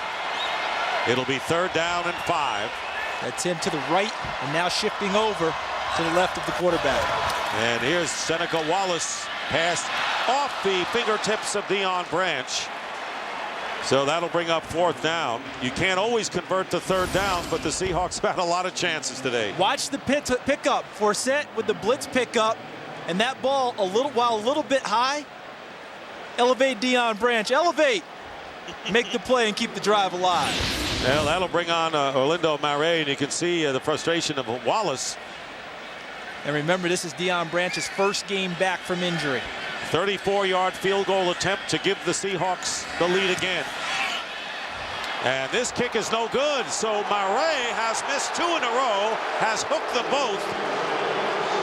And the crowd expressing their displeasure, not to mention Jim Mora, and it remains a 14-13 Chicago lead.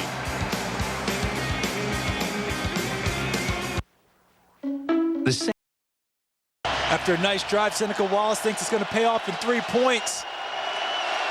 Quick disappointment as Orlando Mare misses his 2nd field goal of the day. Bears have had the advantage last week. Jeff Reed missed 2 field goals. Mare has missed 2 today. Cutler to Hester on 1st down. On the quick, goes out of bounds after picking up about 6. And let's get a game break from Kurt Menefee. Kurt. Nothing but field goals between San Diego and Miami until this. Phillip Rivers on the draw play puts the Chargers up 10-6 right now. By the way, Chad Pennington had to leave that game with a shoulder injury. Dick and Charles. All right, Kurt, thank you very much. Tough for the Dolphins. Chad Henne or Pat White at quarterback. Seahawks know what it's like to go to their backup, and now a one-hopper to Hester, and that'll be extra bases. Incomplete pass. It'd go down as an E5, though. Right through his legs. 3rd down and 6. Devin Hester has caught 3 for 31 yards. Olsen and Forte have each caught 4. Seahawks have not been able to get to Cutler yet today. And look at the formation, bunch pattern for Jay Cutler right here with Olsen and Hester in it. And Knox to the top on 3rd down and 6. And looking to the top. And there's the pass. Knox, but he's out of bounds. Well covered downfield by the veteran Ken Lucas. So 4th down coming up, and Maynard will come in to kick it away. And Ken Lucas came into the game a bit gimpy with a groin injury, but runs just fine here and does a nice job of taking Knox all the way over the sideline. Even if this ball's completed, it's an incompletion because he's not in the field of play, as Jay Cutler takes another hit, this time from Darryl Tapp, number 55. Justin Forsett standing on the 25 as Maynard kicking it away with just under 8 minutes remaining in the 3rd. Fair catch called for, and the Bears are going to get a break here as the ball will bounce inside the 10. Doesn't quite reach the 5, but you get the idea, and that was about a 20-yard decision made by Forsett to let it roll. We'll be back. The ball hit, and when you're receiving a punt, he signals fair catch, has a chance, lets it hit, gives up about 18 yards of hidden yardage against his team. And Roach chasing Seneca Wallace, whose pass is intercepted. And Lowrullet, Chicago ball apparently, and down by contact at the 14. And a big turnover there as Lance Briggs. Critical turnover by Seattle. Now remember, he is outside of the pocket, so he can legally ground the football as long as the ball gets to the line of scrimmage or beyond. Instead, he tries to slot in a throw on the run with a sidearm motion, and Lance Briggs is able to make a play on the ball. Looks like he's had both hands underneath the ball to make the catch. And boys, he put his team in a tough spot. That's one that has to be thrown away. So 2 turnovers here in the 2nd half. The fumble by Houshmandzadeh and the interception. And the Bears with a 1st down on the 14 of the Seahawks. Here is Matt Forte, and he is driven back at about the 12-yard line by the free safety Jordan Babineau after a pickup of 2.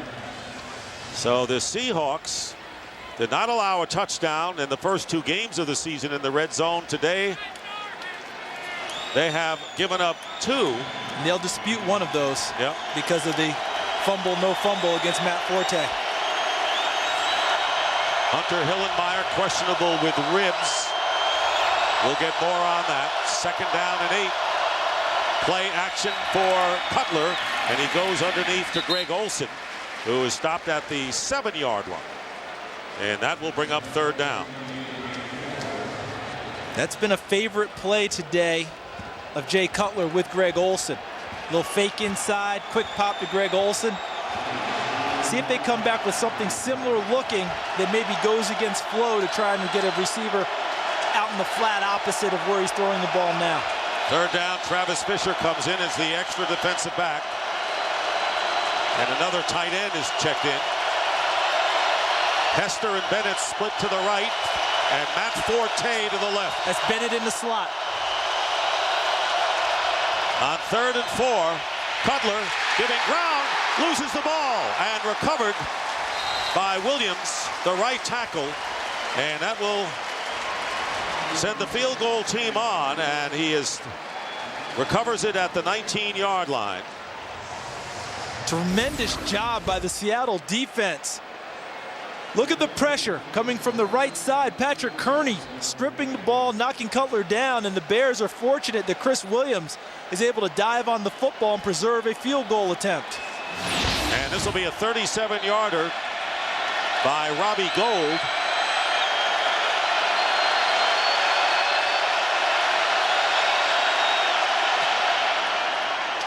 And Robbie Gould's kick is good. He has made now the last 33 field goals, make it 34 under 40 yards. And the Bears now take a 4-point lead, 17-13. So with plenty of time remaining in this game, and Chicago gets 3 following the interception by Briggs. And Kearney really kept it to a field goal attempt here. Exactly. I mean, this play here, Seneca Wallace, one of the few poor decisions he's made today. He's not unable to get anything on the ball, throws the ball sidearm, and right now he's thinking, why did I throw it in the first place? He was outside the pocket. He could have grounded it legally, come back to fight another down. But really, the Seattle Seahawks defense, you made the point, Dick, only gave up 3. That's a tremendous defensive possession for them. And so Briggs with the interception. That's the 2nd of the season by the Bears. Tillman picked off one last week. And so we have Obamano and Forsett back deep for the Seahawks.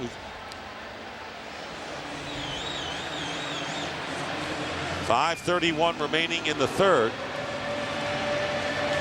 Total yard story has been about even. The Seahawks have 11 more rushing yards.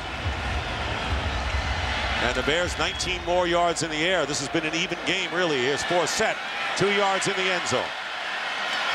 Justin Forsett. And it's tackled from behind.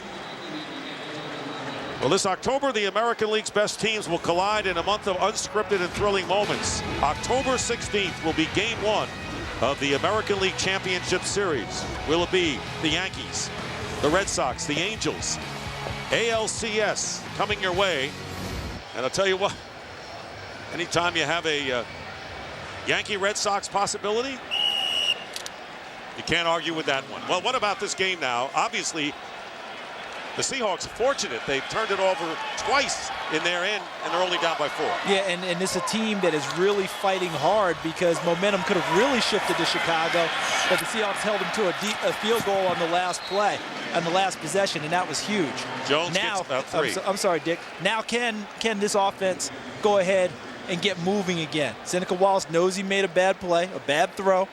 He was fortunate to give up only 3. Can they get moving again and get things reestablished, give their defense a little bit of a break? Poise becomes important here. Becomes very important here because they know they've left a number of points out on the field already. All right, they didn't get what they were supposed to get. Now they need to go ahead and get downfield and get some of those points back. 2nd down and 6, and the pitch is to Julius Jones, has blocking off the left side. And Julius Jones with a 1st down and out of bounds. Good run by Jones. He has come up big for the Seahawks in this game.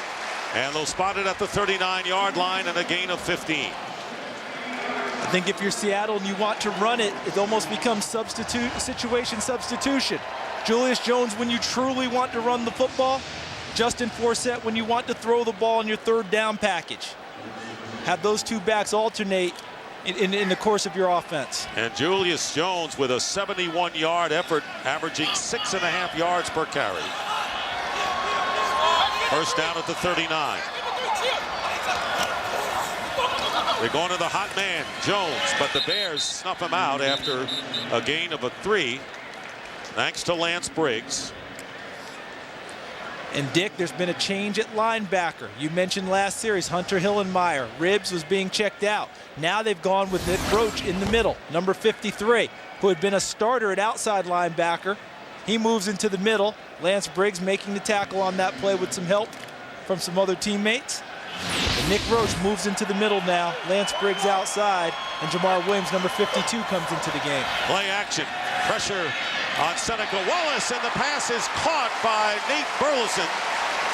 And he was hit immediately after the play, but a first down at the 47-yard line with Bowman on the coverage. Nate Burleson missed 2008 with a torn knee ligament and has come back so strong and having a terrific day, working this time against Bowman downfield, and this is a well-thrown ball. Nice and sharp into a small target, and Burleson makes the catch for a first down. And the Seahawks are playing up-tempo on offense, just as the Bears have.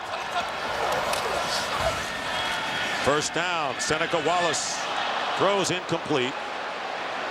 Intended for his tight end, John Carlson. Dick, some guys are very proficient at throwing off of their back foot and being accurate. Seneca Wallace is not one of those guys. Watch, this is a back foot throw, not really stepping. He's falling away and back on the throw. And when he does that, ball tends to go high on him. And he also dropped his arm motion from up top to sidearm. Jay Cutler. He can make those throws. He can make a lot from every angle. Julius Jones, and doesn't get anything there as the Bears close up the middle, led by Briggs and Adonijay. Big game for Lance Briggs with an interception which set up a Bears field goal to give them a 4-point lead. Rod Marinelli, former head coach of Detroit, and I'll tell you, he has found a great home in Chicago. Lovie Smith said, if I had been out of a job, I have worked for him. I've known him a long time. He works for me. It couldn't be a better scenario. Third down and 11 for Wallace. Stepping up and on the run, throws to Houshmandzadeh, and a first down to the 34. 13 yards, and the crowd yells, "Hoosh!" They got to him. His popularity in a hurry, haven't they? He's had a really tough afternoon. There's Houshmandzadeh going to run right in here and circle and sit down in between. See that? And the throw, he does. Seneca Wallace does a good job with the throw because he doesn't keep him moving into the teeth of the defense. He sits him down right there for the completion.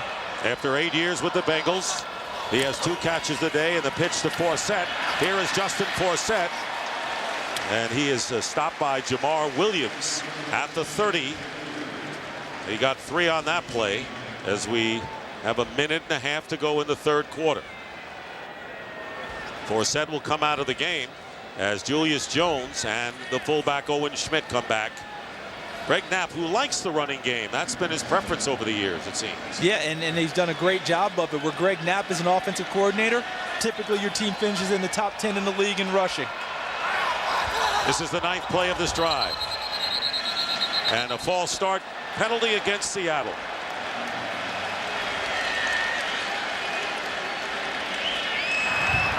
False start, offense, number 81, 5-yard penalty, second down. Tough when it's the wide receiver, Charles. Yeah, it drives coaches absolutely crazy. Guys farthest away from the ball, going in motion. But I think they'll cut him a little bit of slack though with this day. All right, you know, he may get a negative on that play sheet, but mostly positives for Nate Burleson. Second down and 12. Kevin Payne is in for Afalava. That strong safety being chased, and the throw up for grabs, and it's caught by Houshmandzadeh on a jump ball play. 15-yard gain, and it will be a first down at the 21.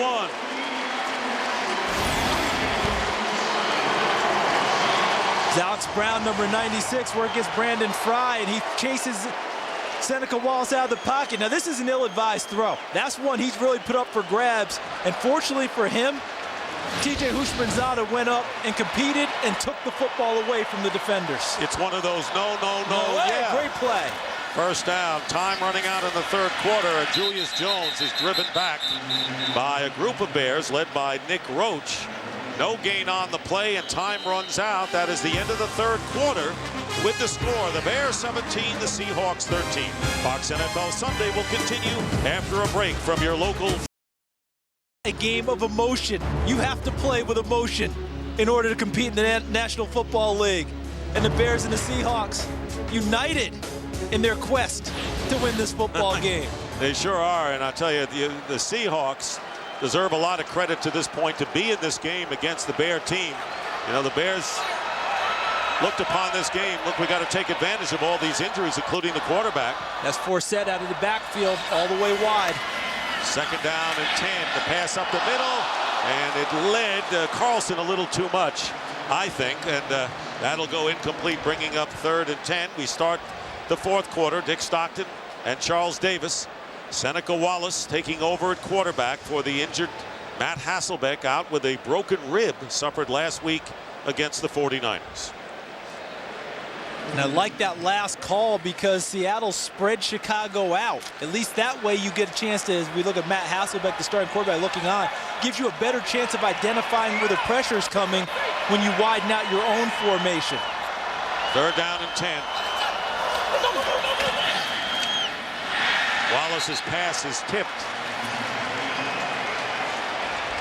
And it's 4th down. Kevin Payne was charging in, might have gotten a hand on it, so it's another field goal situation. And now this becomes a big field goal try. Yeah, big for the confidence of Orlando Mare, and Kevin Payne does a nice job. When you can't get to the quarterback, get your hands up in the passing lane. That's exactly what he did. So Mare, who has missed his last 2 field goal tries, will attempt this from 39 yards out, try to bring the Seahawks to within 1. And Mare's kick is good. So he ends the slump.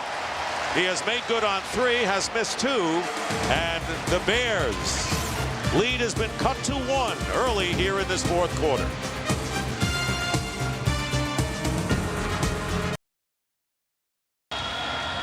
Welcome back to Seattle on a splendid day. 13-play, 59-yard drive, capped by Mare's field goal. And that ended a string of 17 unanswered points by the Bears. Mare will be kicking off, and Johnny Knox about 9 yards deep in the end zone, and the Bears will start from the 20. Early in the fourth quarter, Jay Cutler takes the helm once more. On the road with the Chicago Bears, but Jay Cutler last week at home, 9 of 10, 92 yards, a touchdown, a nearly flawless fourth quarter, leading his team to a victory. He says, this is exactly why I was brought here to Chicago. For these types of situations, have the ball in my hand with the game on the line. He has a 1-point lead now, and the crowd is in full throat. Garrett Wolf in at running back, number 25. And Wolf getting the call. And Wolf hit by Deion Grant after a couple of yards, and Kurt Menefee has a game break for us. Kurt? Well, the Saints, the highest scoring offense in the league, not so today, although this run by Pierre Thomas of 34 yards extends their advantage over the Buffalo Bills in the fourth quarter. It's 17-7, Saints on top. Dick and Charles. Saints trying to make it 3-0. 2nd and 7.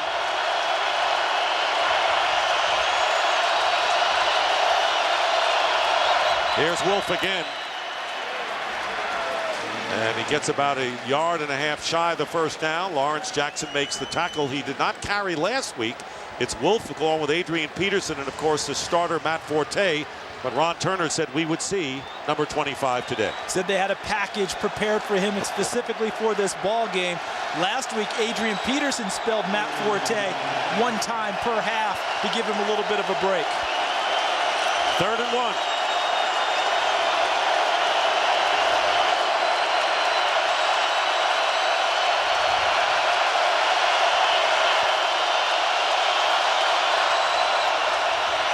Wolf not going to get there.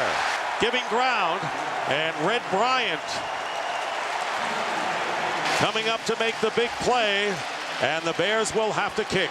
The surprise to me here is that Matt Forte doesn't come back in the game on a short yardage carry like this.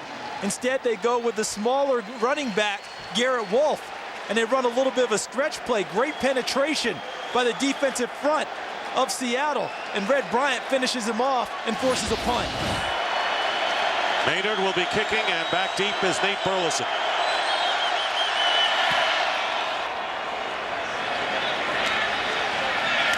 Burleson at the 21.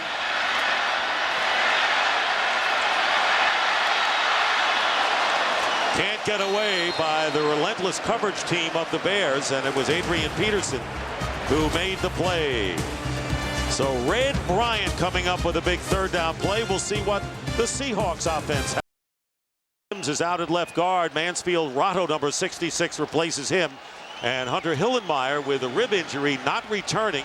And they moved Roach over to the middle and Jamar Williams to the outside. And Tommy Harris is not in the game right now.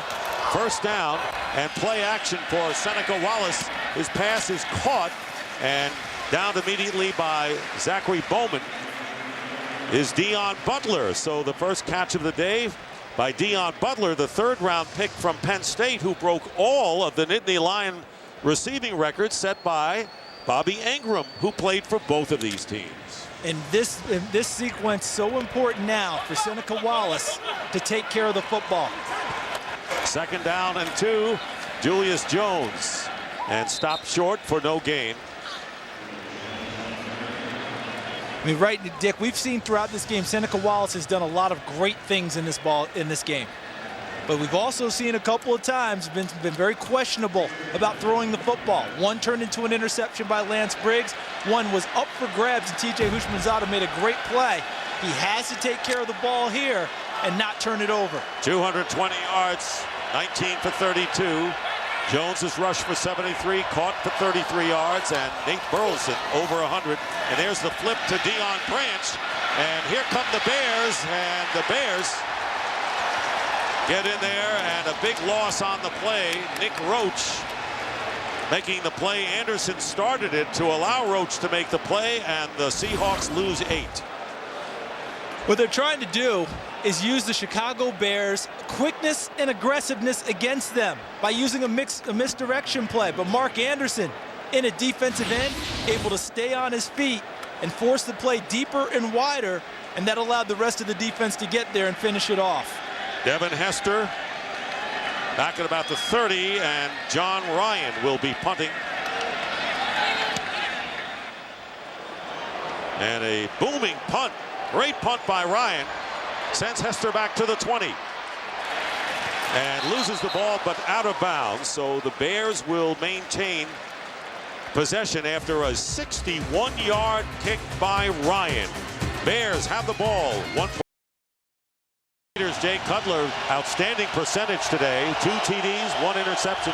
Forte, good all-round game, and Bennett leading the receivers with 3 catches for 73 yards. First and 10 at the 29. Cutler's pass, and Hester makes a shoe top catch covered by Lucas, and a gain of 9. And the Bears have brought Matt Forte back into the game. Their goal this season was to get him a break on at least 1 series per half. Remember, he touched the ball, 379 times last year? An amazing amount of times. They're trying to extend not just his career, but a little bit of longevity in his legs. Second and 1.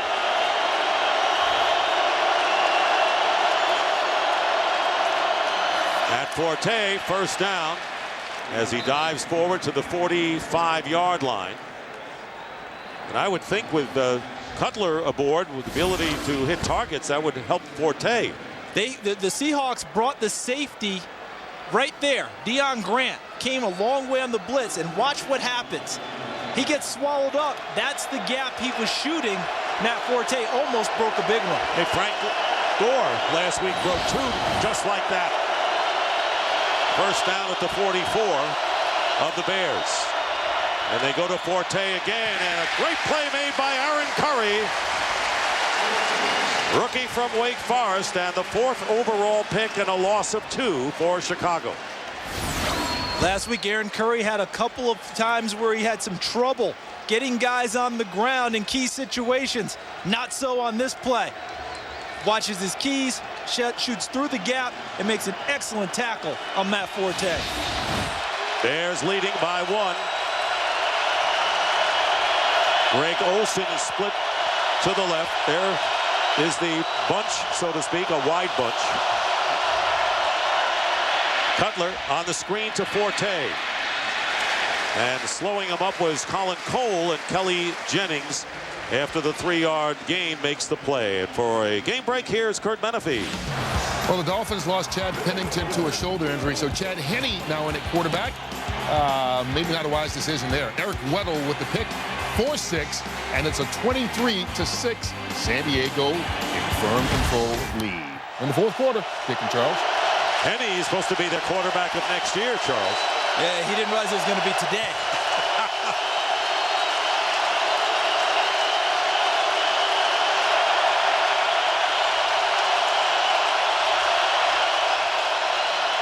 Third and 9.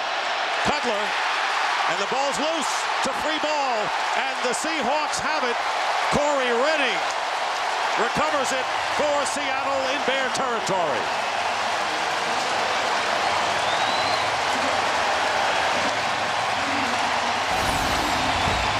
Aaron Curry may have forced it here.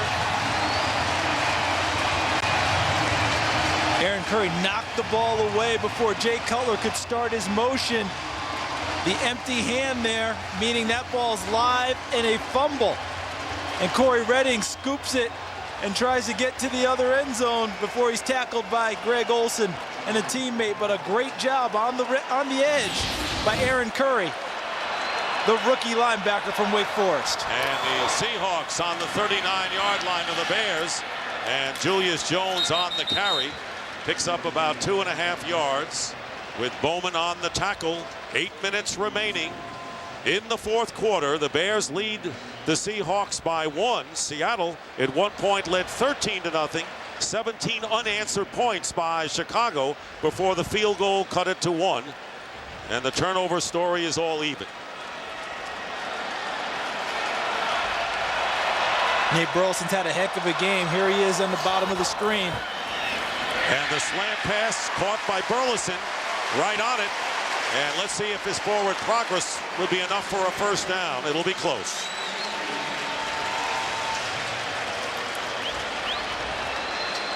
They'll say he's short by about a yard. Seneca Wallace has hit 20 of 33 for 227 yards, making his 13th career start. And 2 of their best pass catchers came out, TJ Hushmanzada and Nate Burleson. Tight formation on 3rd and 1. They go to Julius Jones. Let's see if his second effort is enough for the first down. This has turned into a grueling game.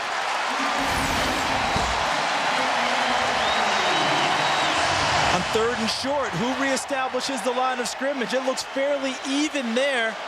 And as you pointed out, partner, it was the second effort of Julius Jones that picked up the first down, because Chicago was right there, being wrapped up by Danielle Manning. Mark Anderson trying to help, and he kept pushing forward and got the additional yardage. First down on the 28. Seneca Wallace gets out of trouble again. Idonije, or check that, that's Tommy Harris chasing him. And a loss of 3 yards. So the losses really sting there, because it makes the field goal possibility longer if it comes down to that. We know the problems that Murray has had today. Remember, outside of the tackle box, tackle to tackle, you can ground the ball legally as long as the ball reaches the line of scrimmage or beyond on your throw. Seneca Wallace should have thrown that into the first deck and saved the yardage. Instead, he loses 3 and brings up 2nd and 13 instead of 2nd and 10.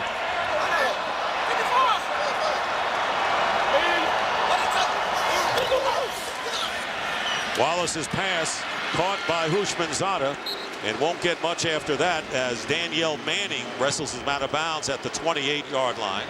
It'll be 3rd down and about 12. And I don't expect Lovie Smith, who's now calling the defenses for Chicago, to be passive in this situation. Remember, they don't want to give up the field goal here, right? 17-16 game, field goal puts them ahead. You want to have them lose as much yardage as possible. Watch for them to heat them up. Lovie has been anything but passive, blitzing a lot more. Here's the low snap on 3rd and 11. Seneca Wallace, and his pass is nearly intercepted by Afalava. And that will bring up 4th down. And once again, Seneca Wallace is fortunate on that pass. His mobility got him out of trouble and gave him a direct line of sight. But how about the play by Al Afalava, the defensive back?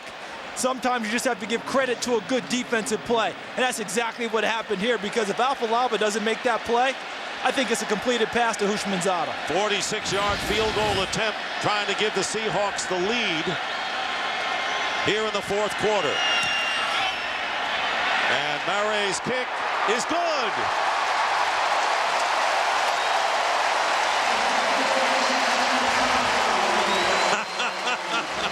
You think Jim Mora has gone through the ringer in this game, and the Seahawks lead 19-17 now as Murray with 4 field goals in 6 tries.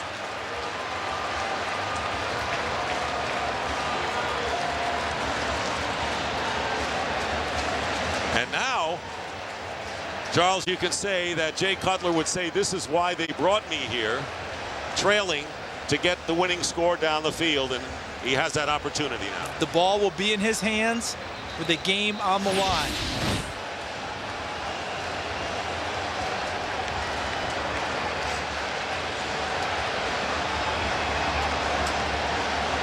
Well, if you've told anyone that Seattle would come in without their starting quarterback and missing 8 starters against a Bear team that looked so impressive in beating the Steelers last week and playing as well as they have, but all that counts really is the W at the end of the day. Exactly. Maybe Jim Mora did have this team sit down and watch 300 before they kicked off today and gain a little extra inspiration. By the way, I never caught that film. Didn't? No. All right, well, we'll have to get that in your repertoire. Here's the kickoff by Murray with Johnny Knox on the bounce, returning it from the 2. And the speed spur from Abilene Christian runs into a stone wall at the 27, named C.J. Wallace. Well, next week, NFL on Fox doubleheader. The Lions play the Bears. Lions finally won today. Bears hope to do the same. Seahawks go to Indy. Second game of the doubleheader, the Cowboys face the Broncos in Denver. That's never an easy place to play. Not at all. And we're getting 2 Mannings for the price of 1 next week. Eli, 13-game winning drives, and Peyton, 39-game winning drives. Starting from the 29. Bears trailed by 2. Cutler flips it to Matt Forte, and great awareness by Jay Cutler, who did not have any targets downfield and managed to get 4 yards. You know, one thing you hear about Jay Cutler, amidst criticism, fiercely competitive. That play demonstrated it to me. He's going to try and make something happen at all times. Johnny Knox to the bottom of your picture, 2nd and 5. Handoff to Forte. First down, running into his own man. He ran into Chris Williams, his right tackle, and knocked him over en route to a gain of 11. And Ron Turner, the play caller for the Chicago Bears, taking a breather. yeah. But he understands the situation. They only need 3. There's over 4 minutes left. He can afford to be patient, air quotes, in his play calling there. Plenty of time still to run the football. They don't have to become pass happy. Adrian Peterson checks in the backfield for the Bears. First down at the 45, short drop. And this one is caught by Bennett. And Bennett goes down at the 48 of Seattle, picking up 7. As we approach 3.5 minutes to go in the 4th quarter, each team has 2 timeouts in their pocket. And right now, the Chicago Bears relying on memory muscles. They did this last week. Big game-winning drive with Jay Cutler leading it. So there's a belief there from the Bears that they can go down and do it again.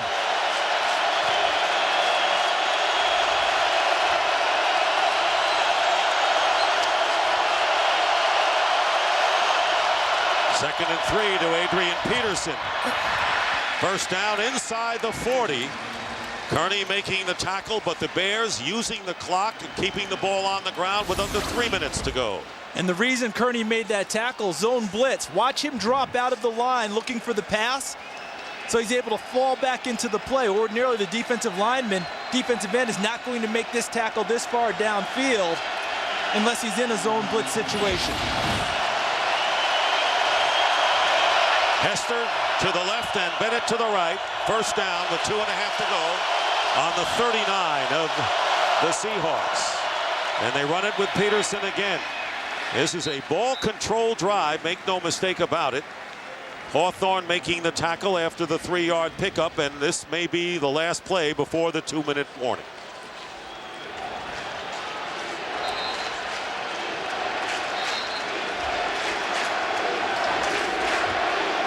And we're going to get down to the 2-minute warning as Robbie Gould prepares just in case. With 2 minutes to go in regulation, and Robbie Gould's career-long field goal is 49. That red line is where they'd have to get to attempt the 49. That would be the 32-yard line.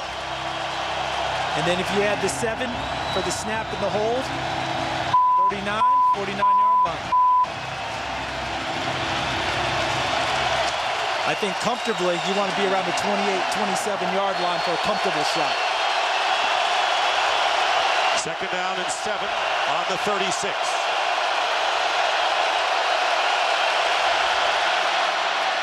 Cutler's pass and caught by Hester, and he's on his feet and going in for the touchdown.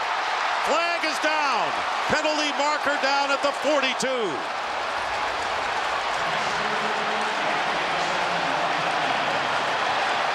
And it'll go against the Seahawks, roughing the passer. Called against them. And the touchdown will count. And I think the Bears here will want to go for 2. 36-yard pass play as Patrick Kearney with a few words for the referee Don Carey. And the Bears going for 2. And people are wondering, why would you blitz here if you're Seattle? You know why? Because of what we set up the field goal. You want to get them out of field goal range. That's why you blitz in that situation. Instead, it works against them because Hester makes a great play, bounces off the tackle and goes in the end zone. But that's why the blitz was called by Gus Bradley, to try and knock them out of field goal range. And Hester beat Fisher and Grant, so they're going to go for 2 now with a 4-point lead.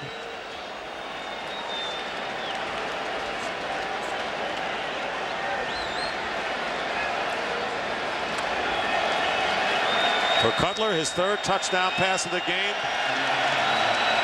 Now the 2-point conversion.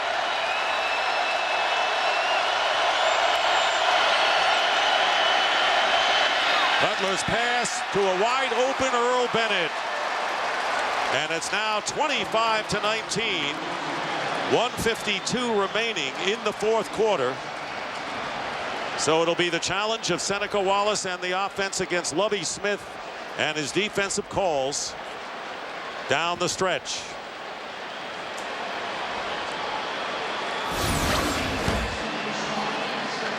See the pressure. Patrick Kearney gets there just a little bit late, and what a catch by Devin Hester. And 2 Seahawks going up for the ball also essentially knock each other out of the play. See that? Deion Grant, number 24, going for the ball, knocks his teammate off of the ball. Touchdown Chicago. And then on the 2-point play, Earl Bennett wide open in the end zone on an outbreaking route. And that is the 2nd touchdown catch of the year for Hester. And there you see jumping around the Bears offense. It's been a challenge today, but they We're down at 1 point, 13-0, but have come back. Watch this. You know it's going to be a kind of a pick play inside. See that? And see the two there picked off? And watch Earl Bennett just ends up to the outside. So back-to-back plays, defensive backs have essentially picked themselves off and knocked themselves out of the play. Touchdown, 2-point conversion, Chicago. And it's the first NFL points for Bennett. There's his college teammate, Jay Cutler. They got the band back together, Dick. The Commodores. Anyway, here's the kickoff by Robbie Gould from the 45-yard line. Following the roughing the passer penalty, it goes into the end zone down there, and the Seahawks will start from the 20. And for Game Drake, let's check in again with Kurt Menefee. Well, the defending Super Bowl champion Steelers might be on the verge of going to 1-2. Final seconds, Carson Palmer hooks up with Andre Caldwell. They don't get the 2-point conversion. It's 23-20 right now with 2 seconds left in the ball game. What a shocker there. Hey, well, how about the Bengals picking themselves off the mat after week 1 with that immaculate deflection, or whatever you wanted to call it? That could truly deflate a team. Bengals have gotten right back into it. A win last week and possibly one today. You know, Marvin Lewis, one of the years things would break for him. Meanwhile, the Seahawks hope things break for them. First down at the 20-yard line. Seneca Wallace's pass, and it's going to be hitting Roach, who was covering downfield. Carlson, the intended receiver, but it bounced off of the linebacker. Incomplete, 2nd and 10. And what a great job by Nick Roach. You hear so much about the Tampa 2 coverage. That's what that was, but the key that makes the Tampa 2 coverage work is a linebacker, whether it's Hunter Hillenmeyer or Brian Urlacher or Nick Roach, able to run down the middle of the field and take away crossing routes. So Hillenmeyer out with the rib injury. 2nd down and 10. This pass is caught by Carlson, and he gets hit hard by Roach and is about 2 yards shy of the first down. As we get close to 1.5 minutes remaining in the fourth, the Seahawks still with 2 timeouts remaining. The hurry up. And there's Hushmanzada in the slot. Carlson right here. It's a running play to Julius Jones. Spins away. Julius Jones getting close to midfield, out of bounds, and stops the clock at 1:20. Payne making the play, but Jones getting 20 big yards for the Seahawks. And this is really a courageous play call by Greg Knapp, because the easy call is to throw the football in this situation on 3rd and short. Instead, he runs it. And the reason I say courageous, time element. You want to throw the football and keep the clock stopped. Seahawks need a touchdown to regain the lead. Pressure on the Seneca Wallace, and overthrows Carlson. And he really had no choice there with all of the pressure coming up. And what they did with the pressure was, again, put him back on his back foot, Dick, back on his heels, and he's throwing from that position, usually high with his throw. Watch. Here comes the pressure in his face, and off the back foot, and he throws it. It's a little bit too high, and he's got Carlson open in the seam. 2nd down and 10. Bears defense want to put away the Seahawks, and here comes the pressure in, and the quick pass to Carlson is caught, and Carlson will go out of bounds about 1 yard or so short of the first down, and stopping the clock with 1:12. There's Devin Hester, whose 36-yard touchdown catch, putting the Bears in front 25-19 following the 2-point conversion. Offside. Defense, number 38. That penalty is declined. 2nd down. Danielle Manning. Now, he came up on the blitz and ended up stepping across the line of scrimmage before the ball was snapped. But Seneca Wallace felt the pressure from his side and threw opposite. All the receivers are on the left side for Wallace. 3rd down and 1. Julius Jones, he'll have it. It'll be a first down for Seattle. As we wind down to 1 minute remaining. Now they still mark it 3rd down, and the official marked the ball, and they appear to be beyond the marker on the far side. They're going to measure here. I thought he had it.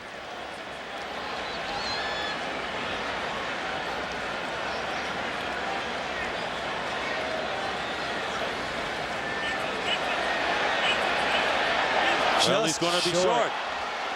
So it'll be 4th down and inches. And as soon as they set the ball and whistle it good, clock starts. So 59 seconds to go in the ball game here. And 4th down for the Seahawks. But they still have 2 timeouts. Pick up 1st down. You know, I mean, the way Seneca Wallace runs, you might think sneak if it's that short. Get the 1st down, get your timeout.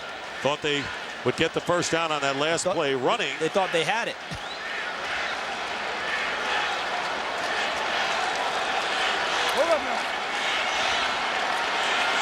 They have not marked it in for play yet. 4th and inches. So a stop by the Bears here will put it away. And a whistle before the play. And a timeout called by the Bears right before the snap. Can you ice the quarterback? Someone's getting iced. And the Bears, calling their 2nd timeout, have 1 remaining. Well, first things first, for the Seahawks, they need to get the 1st down to keep this game alive. And the Bears would end it by making the stop.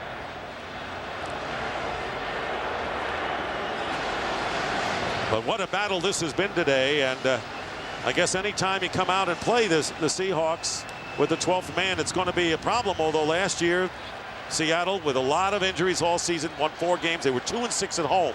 So if you don't have a decent team out there, you're not going to win anywhere. The 12th man comes into play when your team's playing well. That's when things get interesting for the visitors.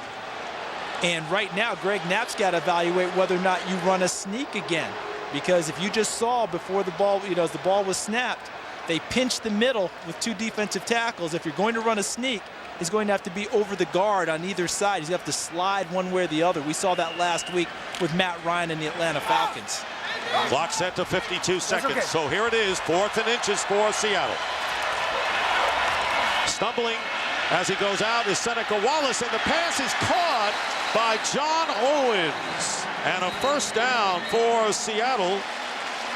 I think he was trying to throw it deeper to John Carlson, and John Owens jumped up and snatched it. Watch, Seneca Wallace comes out on the naked bootleg, and he's got Owens short there, 86. But watch the trajectory of the football. See where it's going? That's Carlson right back there. He had him wide open too. I think Owens grabbed it. They got the 1st down, but I think he's looking for something bigger with Carlson. You're absolutely right. And Owens, fortunately for him, managed to hold on to this ball. See, there's Owens. Here's Carlson. Who do you think Seneca wants here? Well, Carlson, of course. Look at that. But they got the 1st down, so that's the good thing. And they called a timeout. So Jim Mora's Seahawks have 1 timeout remaining. The ball is at the 37. How about that call by Greg Knapp? They showed the sneak. Timeout came. Decided, hey, I've got to change that up. Put the ball in the hands of Wallace with the mobility. Well, Seneca Wallace has 2 career 4th quarter comeback wins. He's got a long way to go here. They've got to get the ball downfield, and the Bears may know that. 1st down. Here's the pass, and it's caught by Deion Branch. It's a 1st down to the 31, and out of bounds, stopping the clock with 42 seconds after the gain of 6. So much is focused on the offensive strategy of Seattle. How about the defensive strategy of the Bears? No prevent this whole drive. They've come after Seneca Wallace with pressure on almost every play because they want the ball unloaded quickly. They don't want him sitting back there using his legs to create a bigger play downfield. Seahawks led by 2, trailing now where they need a touchdown to pull this game out. Seneca Wallace on the run, flips it, and it's caught by Julius Jones. Israel Adonijah putting pressure in from the backside. See, and that time Lovie Smith pulled the string on him a little bit, showed the blitz. They had a bunch of guys mugging the line of scrimmage, then they dropped out late. But they've got to get the ball downfield here. They need a touchdown, and they've been able to get peck away with some short yardage plays to stop the clock. 3rd down and 2, and 1 timeout left for Seattle. Seattle's run the ball in this situation previously. They need to get the ball down the field somehow. There's Jones. Seneca Wallace's pass incomplete. Carlson, the intended receiver, and it's knocked away by Afalava. So it's 4th and 2. Once again, Seahawks need to convert to stay alive. Look at this matchup, though, that Seattle did not go to. Julius Jones matched up with Lance Briggs, a linebacker. They didn't have him run a deep route, though. Lance Briggs able to stay right there with him. And it's not so much getting the 2 yards. They need the first down. And they've got to get in position to try to make an attempt to score a touchdown. And there's Wallace, loops it up and off the hands of Julius Jones with Nick Roach on good coverage as a linebacker, and that should do it as the Bears take over on downs, stopping what appears to be the final Seahawk drive.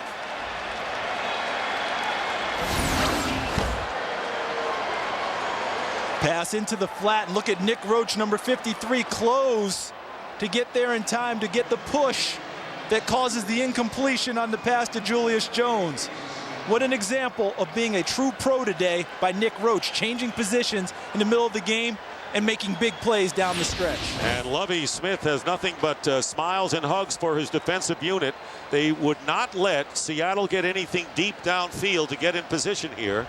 So the defense will get credit for winning this game. And just as they did last week, the Chicago Bears found a way to win. And they will go on to go 2-1. And a tough struggle, but a victory, beating the Seahawks 25-19. And what a complete game for them now. Offense goes down the field and scores when they absolutely had to have it, and the defense got the stop on the other end. Jay Cutler with 3 touchdown passes to spark the team. Bears were down 13-0. They had 17 unanswered points and got the big touchdown. Cutler to Hester proved to be the winner late in the game. There's the winning touchdown as the Bears go to 2-1. Seahawks drop to 1-2. And we'll be back here in Seattle in just a moment. Look at the Domino's Delivers leaderboard. Jay Cutler with 3 touchdown passes. Matt Forte with 106 total yards. Nate Burleson with 9 catches, 109 yards for Seattle. So the late touchdown, Cutler to Hester with under 2 minutes to go, and the big defensive stop wins it for the Bears 25-19. And so for Charles Davis and our Fox crew, this is Dick Stockton saying so long from Seattle.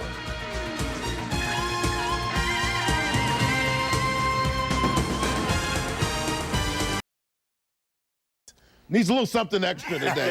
The Bears Kool-Aid, a little something extra today. I mean, you know, when things look too good to be true, sound too good to be true. Pat, all during the week, I kept saying, you know, all these guys injured. First, I thought they were padding the injury list a little bit because you see 13 guys, you go, wait a minute, come on. And then when you look, you know, the guys who are missing, Locklear, and, you know, you got Jones, the big tackles missing, this guy and that guy, middle linebackers missing. It just looked too good, didn't it? Yeah, it did. Maybe upstairs, you know, the Bears flew out there thinking, hey, roll out the helmets, man, we got this one won.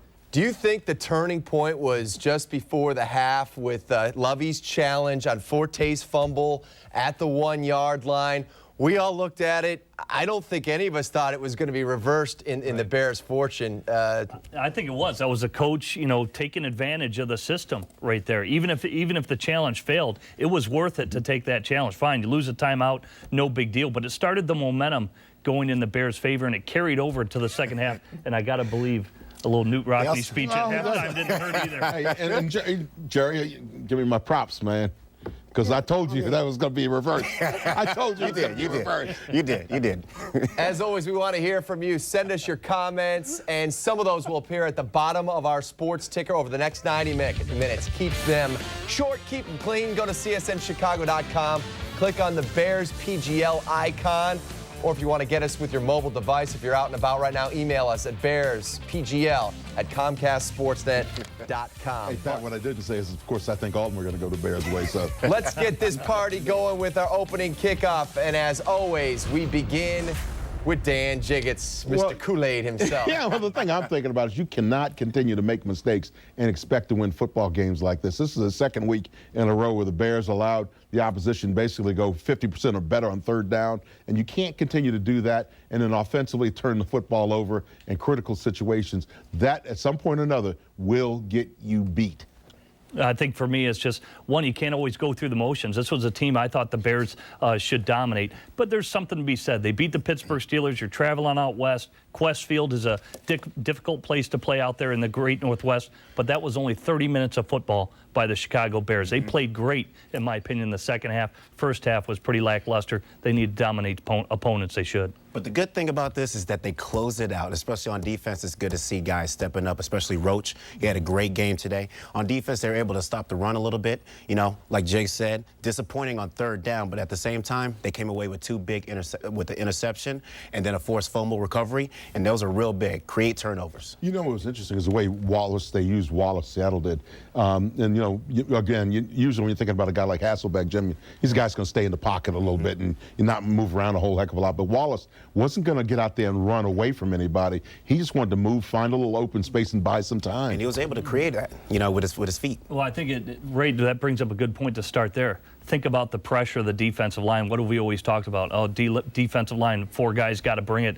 Seneca Wallace is such a good athlete. He can make plays in the pocket like that, but he repeatedly had to move. It tells you that the front 4 is making a difference. Fine, they're bringing a lot of blitzes, and Lovey's doing some exotic things in the back end of the defense, but Rod Marinelli has made a difference for this team. Ryan from Alaska checks in on CSNChicago.com. I'm pretty sure Paris Hilton is giving Ron Turner the offensive play calls. I think a lot of people right now are frustrated with the offensive play calls. Again, the Bears don't reach the century mark on the ground against the 26th rated team against stopping the run. That offensive line, guys, is problems. I mean, you can't look at the running backs and blame it on the running backs. You certainly can't blame it on the quarterback. It's the offensive line, and you consistently see those guys. And we always talk about reestablishing the line of scrimmage. The problem with the Bears' offensive line is many times you will see the defensive line of the opposition reestablishing the line of scrimmage. The backs are getting hit in the backfield, or it's getting jammed up front, and they have nowhere to go. They have to try to reverse field or whatever. That Bears offensive line, especially inside, the center and the 2 guards, better start blocking somebody. And you know what? Left tackle didn't look too good today either. Get on him, Jakes. This came at a price, too. Hunter Hillenmeyer leaves the game with a rib injury. You talked about Nick Roach moving over to the middle linebacker spot. Then you had Jamar Williams taking Nick's spot. It's starting to get a little scary because they're getting very, very thin at linebacker if Hunter has to miss any time. Well, you know what happened when Hunter, 2 times a guy got a hold of him, one of the offensive linemen got a hold of him and was driving him on a drive block and ended up planting him. And when that guy lands on you at about 330 pounds, that's going to do a little something to your ribs. And I think that's what happened to him today. But it was good to see the younger guys step up. Yeah, it was. Really stepped up, He really sure big. did. You know, there was a lot asked about this guy right here, and he really stepped up, along with Williams, stepped up also. Well, that last play of the game was a great read by Nick Roach, but I also think, that, you know, talks are going to start to heat up probably for Derek Brooks again. Maybe a guy like Chris Draft. He was here before in Chicago. He actually played well for Atlanta, played well for the St. Louis Rams. He can play all 3 positions. Sharp player, went through all of training camp. Injury shouldn't be an issue with him. We'll bring in Jay Cutler and Lovey's press conference as soon as they happen from Quest Field in Seattle. Jay Cutler, 21 of 27, 247 yards, 3 touchdowns, and an interception.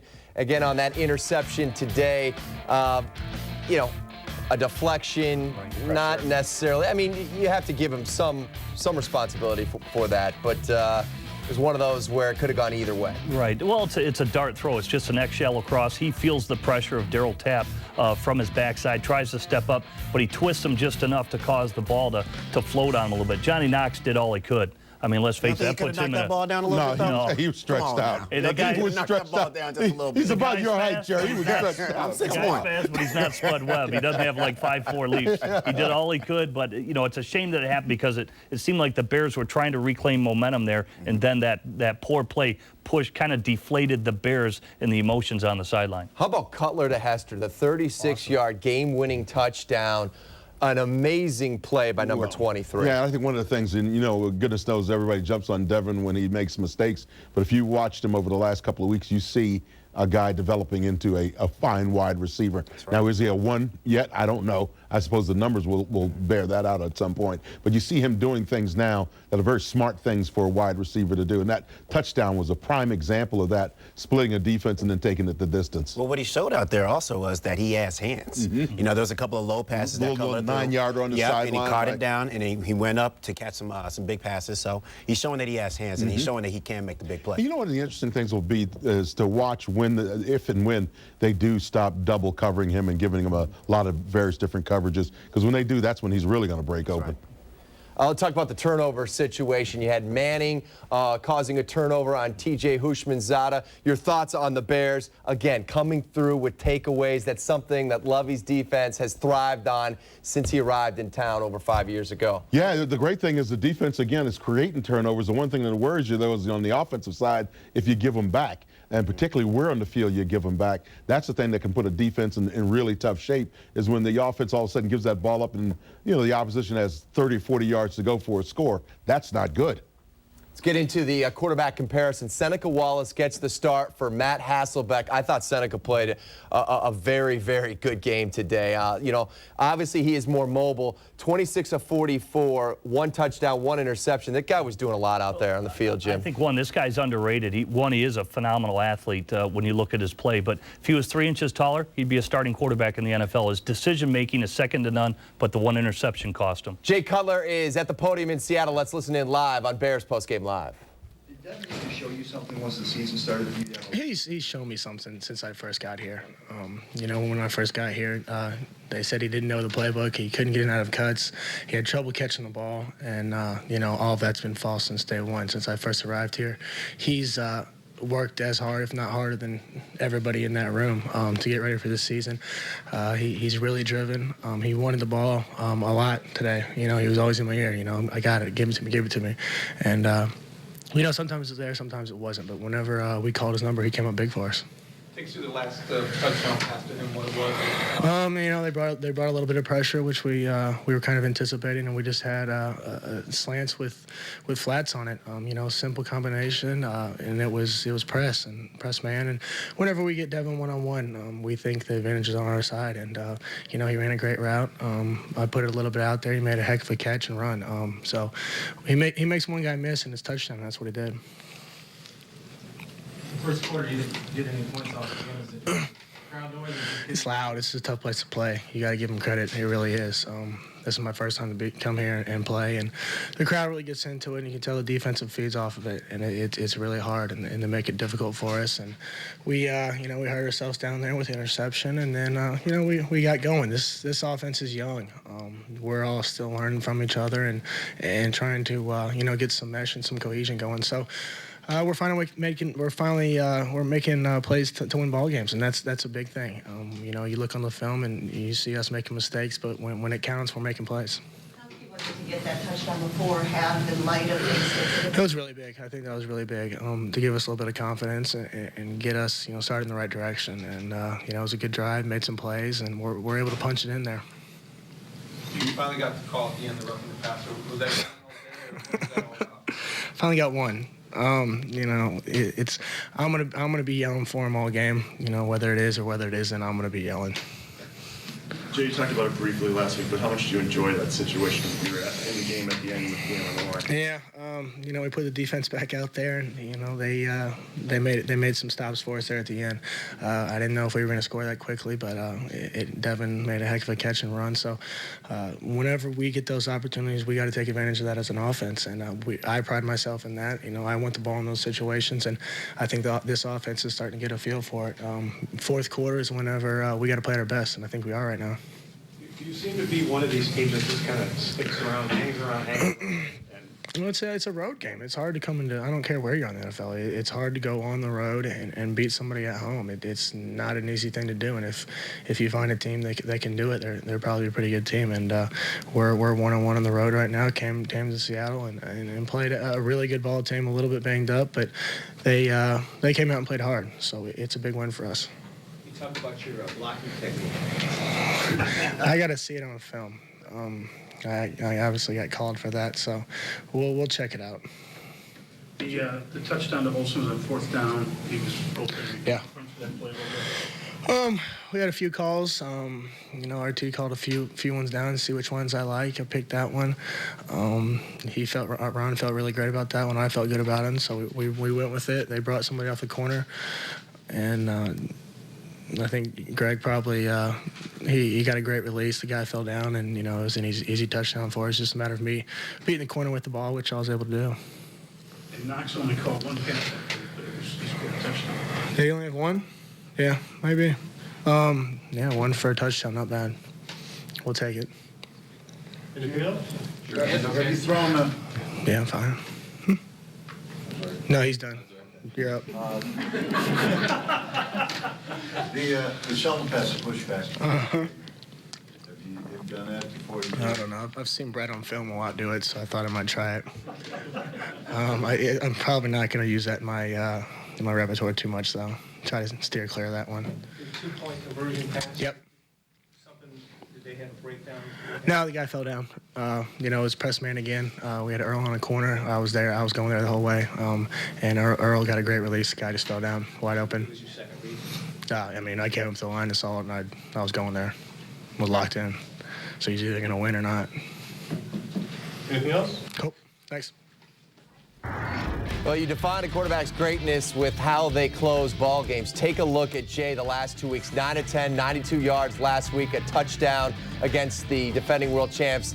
This week in the fourth quarter against Seattle, 5 of 5, 60 yards, and the touchdown to Devin Hester. That's what defines the great ones, right, Jim? Absolutely, and I think offensive coordinator Ron Turner helped them out quite a bit. They were patient, wanted to try and run as much time off the clock as they could, running the football, but bottom line is you got to make the big throws. We saw his boy, Brett Favre, make the big throw today. Jay Cutler's making the big throws since opening day against Green Bay. He's been phenomenal the past 2 weeks. Checking in here on Twitter, one of the friends of the show, Steve Dahl, says, watching post-game live on Comcast Sportsnet, they're not quite as jacked up about the win as I am. We're jacked up, but we want to hear from the head coach of the Chicago Bears. It's always tough to win the football game. You know, once you get behind 13-0, it's not really looking good for your team, but our guys continue to fight through. Then start the game, of course, the way we wanted to.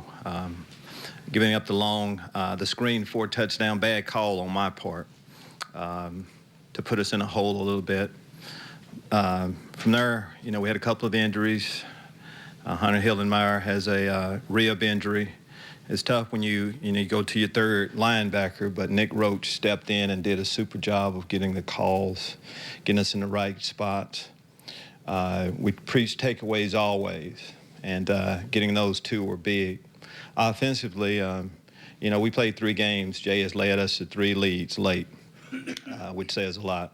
Thought Devin Hester, Earl Bennett, Greg Olson, of course Forte, he distributed the ball around like he's done just about every week.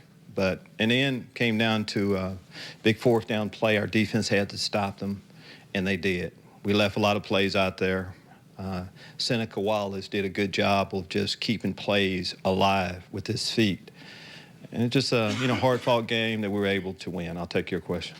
Love, you've called Devin a #1 receiver for a long time now, and I don't think a lot of people believe you, but did he do things today that are what you expect from a #1? Yes, he's a threat, of course. When he gets the football, he can score at any time, and that's what happened.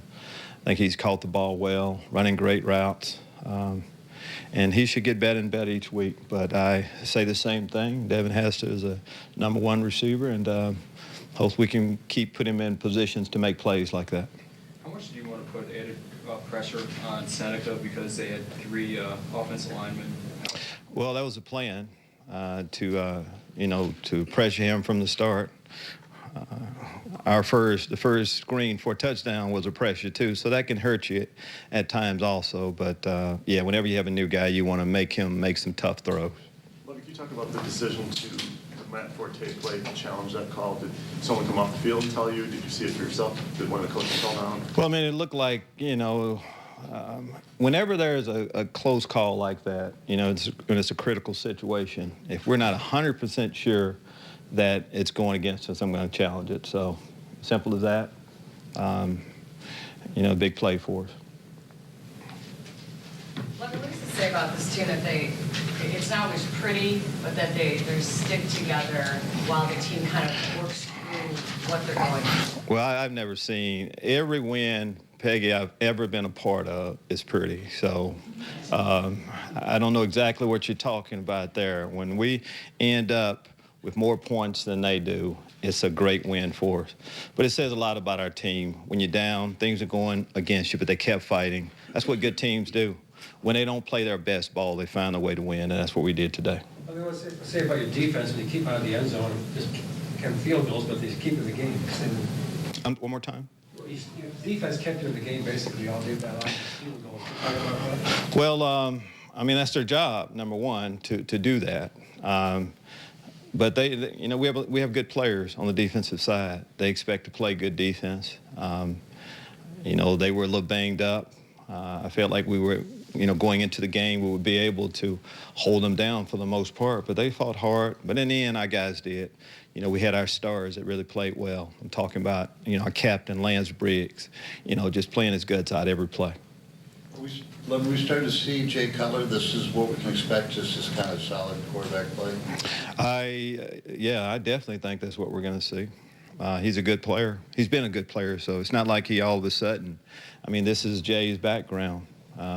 He's been in situations like that. You know, you judge good quarterbacks, to me, you judge them based on what they can do late in the games. And Jay wants the ball in his hands. He had a good look about him, knowing that we had to go down and score. We all had confidence that he would lead us. There was a lot of kind of uncertainty about his weapons outside the team before the season started, and he's, as you talked about, distributed the ball pretty well, and guys are doing pretty well. Yes, they are. You know, of course, Johnny last week, but he's using the tight end, he's using the running back.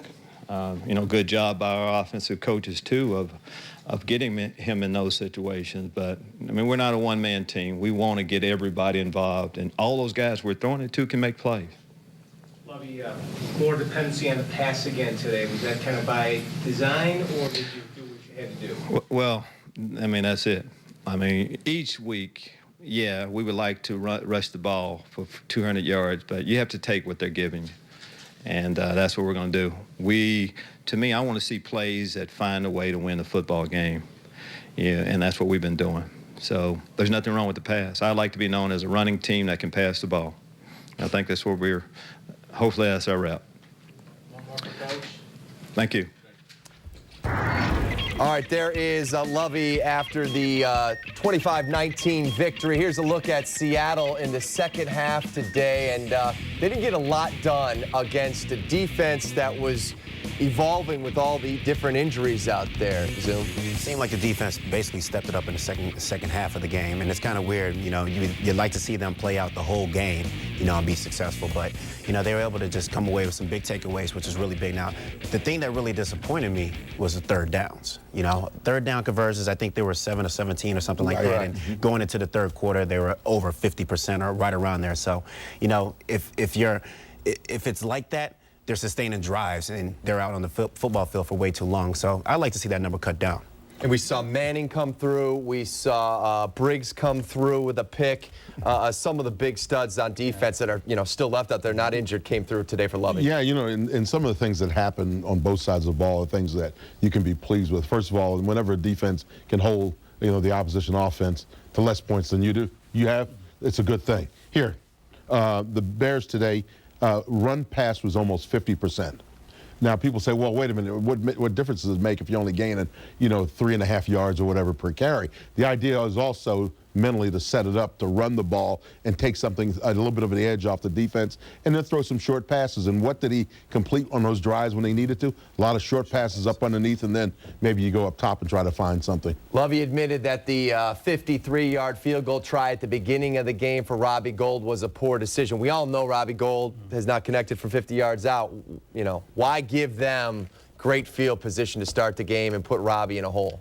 Maybe it was one of those deals we went out through the grass and then realized they had turf. Well, you're probably thinking, hey, for all those reasons that we stated, They're without their Pro Bowl quarterback in Matt Hasselbeck. Seneca Wallace, granted, it says only his 13th start. At time, he's played well, but he hasn't been in there on a consistent basis. So Lovey just taking a gamble because he's got confidence in his defense, and he felt that his offense should be able to run the ball against a poor Seattle Seahawks team. How about Jay on 4th and 1 at the goal line? He had a defender right in his face, and he made the play. I mean, Rex doesn't make that play. Kyle doesn't make that play. Brian doesn't make that. Well, you know, it's like I saw the 3 outstanding quarterbacks, great quarterbacks in the history of the league, talking on a show recently, and one of the things they talked about when they were asked what makes a great quarterback, and all of them answered the same thing. Basically, you know, those winning drives, whether or not you can put together those winning drives at the end of games.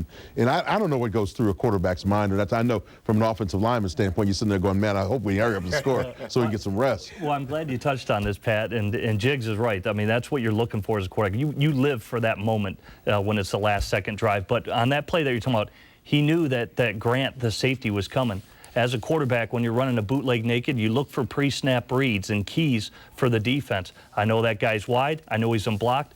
I've got to come deeper in my drop after the fake. Jay did that just enough to bide enough time to get off the ball to Greg Olsen on what was a crucial drive.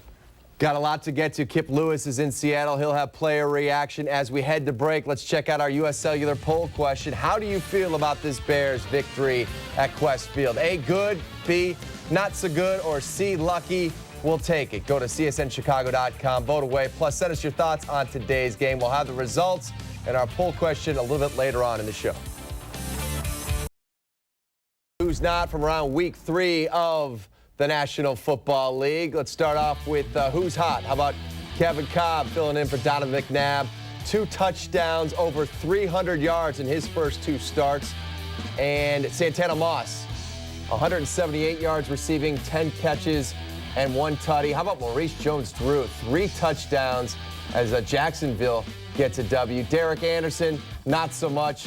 3 interceptions. Kerry Collins, 2 interceptions, 2 sacks as Tennessee continues to struggle. And Terrell Owens, so that's not good numbers, I don't think. T.O.'s not going to be happy about it. 0 receptions. I'm just guessing you may hear about that if you are a Buffalo Bills fan. Time now to head back out to Seattle, and that's where John Moon Mullen is standing by. He writes for the Bears on csnchicago.com. Moon, what did you take away from this game? It was not supposed to be this difficult. Well, it wasn't, and I think what you take away is sometimes the key to being a success in life, and not just football, is winning when you don't always do your best. And what I heard from some of these guys today was the offense is beginning to trust the defense. There's some trust developing among the players. You have Devin Hester, I think, taking a major step up as a receiver. You know, Jay Cutler even mentioned how Devin kept saying, give me the ball, give me the ball, give me the ball, which the quarterback and the coaches don't have a problem with. And the bigger picture, you know, this was another one of those comeback wins, which I touched on a story today. That's becoming a little bit of the personality of this team. They believe they can come back. They obviously know they need to start sooner. But a couple of guys said, you know, we have some confidence in ourselves and in each other. And I think that's pretty important when you're in a locker room. Hey, Moon, we all thought that the challenge by Lovey just before the half on Forte's fumble was a huge turning point in this game. For them to not come away with any points right there would have been absolutely critical in their attempts to win this ball game. Your thoughts on Lovey's challenge and how that turned things around? I think it was, you know, we won't call it the play of the game, but it was the moment of the game, because if they don't score there, then they go into that with 13-0. And the game really turned with that score and the first possession of the third quarter, the Bears' first possession. So it was the right thing to do. And didn't you have the feeling the game was kind of slipping away from them at that point? You know, it was interesting. They thought they were playing pretty well. There was just so many big gaffes that they needed something like that. And I really do think that game, that play, that challenge probably saved the day. John, any other nuggets from that Bears locker room as they get ready to fly back and take on the now no longer winless Detroit Lions? Right. They're a juggernaut. They're ready for the Bears this time. You know, interesting, in the Greg Olsen touchdown pass, Ron Turner said, or Jay and Turner confirmed it. He called a couple of plays during a timeout and basically said to Cutler, which one do you want to run? So there's a lot of confidence developing within the team. huge that they're turning some more of the play calling over to Jay Cutler in critical situations, and the coaches are listening to him, which is very big. All right, for much more on John Mullen, log on to our website, csnchicago.com. You'll find all his in-depth articles on the Bears, plus his NFC North power rankings each and every week. Thanks a lot, Moon. We'll see you when you get back to Chicago. He is our Bears beat writer. He is John Moon Mullen at csnchicago.com. He talked about Jay Cutler on the 4th and 1 play to Greg Olsen.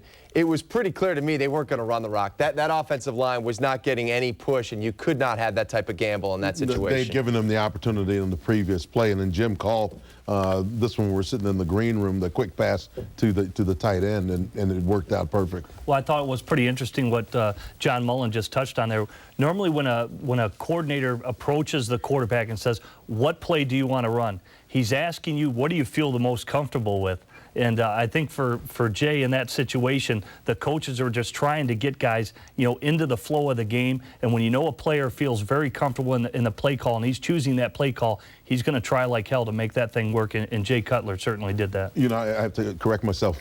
Actually, it was Jerry that said that. That's right. And he called that pop pass, like a pop pass. But you said something about reading that.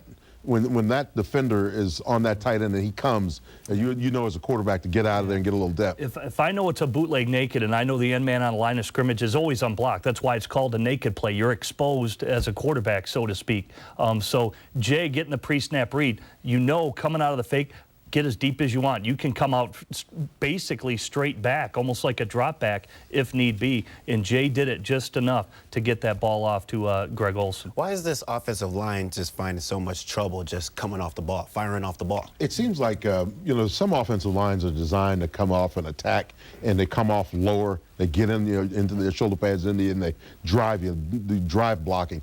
This offensive line seems like it's more catch blocking and trying to wheel their bodies around and get between the defender and the ball carrier. So it's not quite as physical a way of blocking as, you see other guys firing off the rock. And what's the problem with the pulling guard? It seems like they get into a situation where they pull the guards around, but they're not really executing. Going back to the days of Walter Payton, when we would pull guards, you'd see the guards get depth. As soon as they get in the backfield, they get depth. So the reason why is because then when you turn up field, you can see what the defense is giving you. And if the defense is not across the line of scrimmage, you can get up, maybe get to that second level. And that's when, your running back springs. When these guys are coming flat, and as a result, there's no room in there for that back to get through to cut up because the defenders are jamming the hole, closing the hole down, and the guards can't really get any push out of there. All right, 3 new pieces to this offensive line. At what point do we fire the flare and say, you know what, we can't handle this learning process, this learning curve anymore?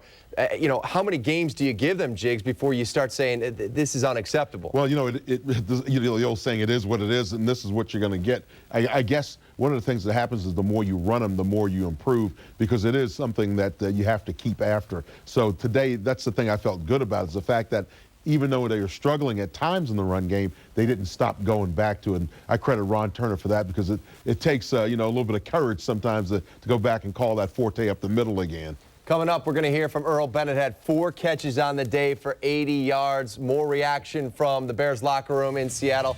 Plus, we'll always have Jerry's GQ award. As we head to break, let's take a look at scores from around week 3 of the NFL. Brett Favre hit former Illini Greg Lewis for a 32-yard score with 2 ticks left. Vikings shocked Mike Singletary's Niners 27-24 the final at the Metrodome. The Pack cruised past the winless Rams. Lions won for the first time since December 2007, knocking off the Redskins 19-14 at Ford Field. Eagles pound the Chiefs. Both New York teams are 3-0 as the G-Men shut out the Buccaneers, who are absolutely horrendous. They held Tampa to 86 total yards of offense. Jets beat the Titans. Tennessee, a lot of people had them going to South Florida. They're 0-3. We're coming back with more U.S. Cellular Bears postgame live after this. Devin Hester, 5 receptions for 76 yards and the score. Your thoughts on the maturation of this receiving corps is a big question mark coming into this season. Are you surprised, guys, with what you've seen in the first few weeks? Pleasantly surprised. I think that we've seen a lot of development, not only from Devin Hester, but I don't know who thought that Johnny Knox was going to come in and play the way that he has. And yeah, he only caught 1 reception today, but you know what, he made it count, didn't he? And when you look at the other guys, I mean, it's been a very pleasant surprise. And Jerry and I touched on it in the green room as well, because think about it, it was in the middle of the third quarter. Johnny Knox, it was a bunch set to the right. Jay Cutler takes a deep shot on a 3rd and 4 to Johnny Knox. Really not the ideal time to do that. You'd just like to get the first down and move the chains, but it's one-on-one coverage. And he's trusting a rookie. He's trusting his speed because of what Johnny Knox has done over the past few weeks. So better things are to come. I think Earl Bennett, Johnny Knox, these guys are going to be playmakers. And Jerry was right. Hey, Jim, you were always taught to throw one-on-one, and Jay took his shot with Johnny. Plus, they're also stepping up. You know, they're getting the job done. Knox, you know, over the course of 2 ball games, he's gotten the job done. So, you know, his role is going to basically come up. And Devin showed us that he's more than just a fly pattern, a guy going deep and running underneath it. That catch for the touchdown, the game winner was awesome. What was great about Devin Hester today, and again, another step to being a #1 receiver in the NFL, he made difficult catches look routine. I mean, one was a hitch route. It was on his shoelaces. He plucked it with his hands. Another one he plucked with his hands. The last one had to go up and get it when the safety he knows could actually just blow him up. I mean, that receivers... Reaching for the first down. Receivers hate. I'm going to tell you what. Receivers hate. I've been with guys as big as a house. They hate running a slant route, and you extend them when they know the safety's coming. He showed no fear in getting that football. That was sweet play by Devin Hester. Earl Bennett led the way with 80 yards receiving. The former Vandy product standing by with our Kip Lewis. Take it away, guys. Well, guys, I'm with Earl Bennett, and Earl, you know, another slow start for you guys, but talk about the way you guys fought back in this game. We just stayed patient. We knew that our time would come, so we just had to keep pushing. We played against a great Seattle defense, and when we had to make plays, we made them, and that's what mattered the most. What did you guys say to yourselves at halftime when you went in there and obviously, as a team, did not play very well in the first half? We just got to come out and finish strong, and that's what Coach Levitt preached, and we just came out, picked up the intensity, and just tried to make the best of it. Is this offense growing a little bit each game? Yeah, definitely. I mean, it's continuing to grow. A lot of guys making plays, and I'm excited. Talk about that last drive there with Devin's touchdown. It was a great play call. They went man press. He beat the guy for a slant and took it to the house. How much does this help you guys build that confidence, knowing that 2 weeks in a row you guys have been in these difficult games, had to battle back, had to fight, things haven't gone your way? How much can a game like this help you guys as you go on in the season? It helps us out a lot. Just let us know that we got a great team, and we just got to continue to work hard. Don't get down on ourselves, continue to make plays, and everything will work out for us. Finally, you guys talked about the noise. I know you practiced for it during the week. Was it as loud as you had expected? Yeah, definitely. I mean, we played up here last year preseason, but they 12th man up here is pretty loud, and they got some awesome fans. Earl, appreciate your time. Go ahead and get some food over there. All right, guys, let's go back to you guys in the studio. All right, Kip, Earl, thank you very much. You know, I think it's going to be one of those types of situations that it's going to change from week to week. Last week, Johnny Knox is on tape with the 6 catches and coming through. So Seattle game plans to stop him. They do. Only 1 catch, targeted 3 or 4 times. Touchdown. But then it'll be Earl Bennett, or it'll be Greg Olsen more, or it'll be Devin Hester. Or try this. Matt Forte targeted 6 times, caught 6 balls today. Wow. That's being efficient now when you start to talk about getting the ball to him coming out of the backfield, because that's something that we've been looking for. Time for another break here on U.S. Cellular Bears Postgame Live. Coming up next, our panel will give us their MVPs from today's game. First, another look at our poll question. How do you feel about the Bears' victory? Good, not so much. I think he understands where the problems are within a defense. And again, he shows the ability to be fearless to go get the football. So those are good traits to have as a receiver. And I might remind everybody, he's really darn fast. He can score touchdowns like he did today. You know, Pat, Darryl Drake, the receiver coach, I think, with the Bears, and always said about him, he says, this is a guy that spends a lot of time learning. So it's not like he's going to cut short on the learning into things. You know how important that is for guys to spend some time looking at tape, being in the meeting room, understanding what their new job assignment is. Hester had the 36-yard game-winning touchdown. He addressed the media a short time ago in Seattle. Let's listen in. A big momentum. We couldn't get any points on the board, and first opportunity we got points on the board, you know, we was like, let's continue to keep pressing and hoping that we fight this thing all the way out to the end and get an opportunity to win. that's what we did. What does it say about Jay Cutler? Because you knew he couldn't hear the plays. He had to keep coming back. Time was running off the clock. To be able to go out there and make that drive happen. Right, it's just a veteran quarterback. That he showed a lot of veteran, and he's a veteran quarterback. He's been around the league long enough to understand when you're getting a hostile environment like this that, you got to constantly run back and forth to the play call, and that's what he did, and he showed a lot of poise today, and kept us our composure down, and we kind of rided around a little bit and got in a couple fights, but he was the guy to step in and say, hey, let's keep our head. We got 2 minutes left in this game. Let's go ahead and pull this game out. What'd you do on that play? All right, Devin Hester after the victory this afternoon. A lot of people filing in, over 600 chiming in on csnchicago.com. And a lot of people questioning right now, just the luck maybe the Bears had today. Do you think the Bears were lucky to beat a Seahawks team that didn't have their starting quarterback in Matt Hasselbeck? That's Jorge from Apple Valley, California. Thanks for dialing us up. Well, I think everybody's got to deal with injuries, but I think the Bears showed that they're a good team by coming back and clawing their way back into a game. They spotted Seattle 10 points, boom, had to scratch, claw, fight, and come back and win that victory. That is a sign of a good team. Lovey needs it for 60 minutes. He wasn't happy with the first half, but those guys showed some grit in the second half. We just had Devin Hester. If Johnny Knox is a starting receiver and can return kickoffs, then why can't Devin Hester do the same with his responsibilities at wideout? Well, I think for Devin Hester, one, teams have seen him in the return game over the years. Johnny Knox is something new. Teams are going to start to game plan him as well, which could open up more things offensively for Devin Hester. That's the key to the Bears. They have the ability to go vertical, which opened up Matt Forte today with some of those checkdowns. But, hey, the volume of plays, they want to design more plays for Devin Hester. He's just a lot further along in this offense than Johnny Knox right now. And he still returns punts, Right. so it's not like he's completely out of the return game. What did you guys think of the Bears' kick coverage on this day? It seemed at times that they're lacking in the tackling department. A lot of lanes out there that are open. Again, it gets back to tackling, and when the first guy in there wrap them up, and then let the other guys come in and get a little piece, get a little taste of the thing. But that's what was concerning me today on defense as well as on special teams. Is normally you see these guys swarm to the ball carrier and destroy them, and today you saw the ball carrier break away, maybe get another 5 yards.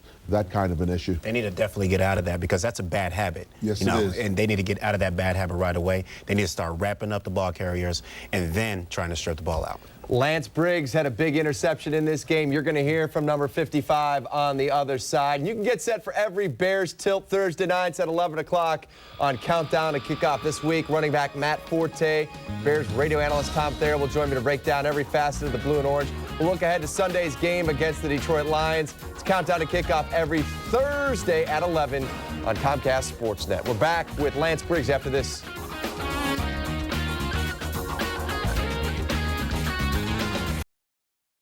Spot for Lovey's defense. It'll be interesting to see how things transpire over the next few days. Do they have to go out and grab another free agent linebacker if Hunter is down for a while? Lance met the media a short time ago. Let's listen in.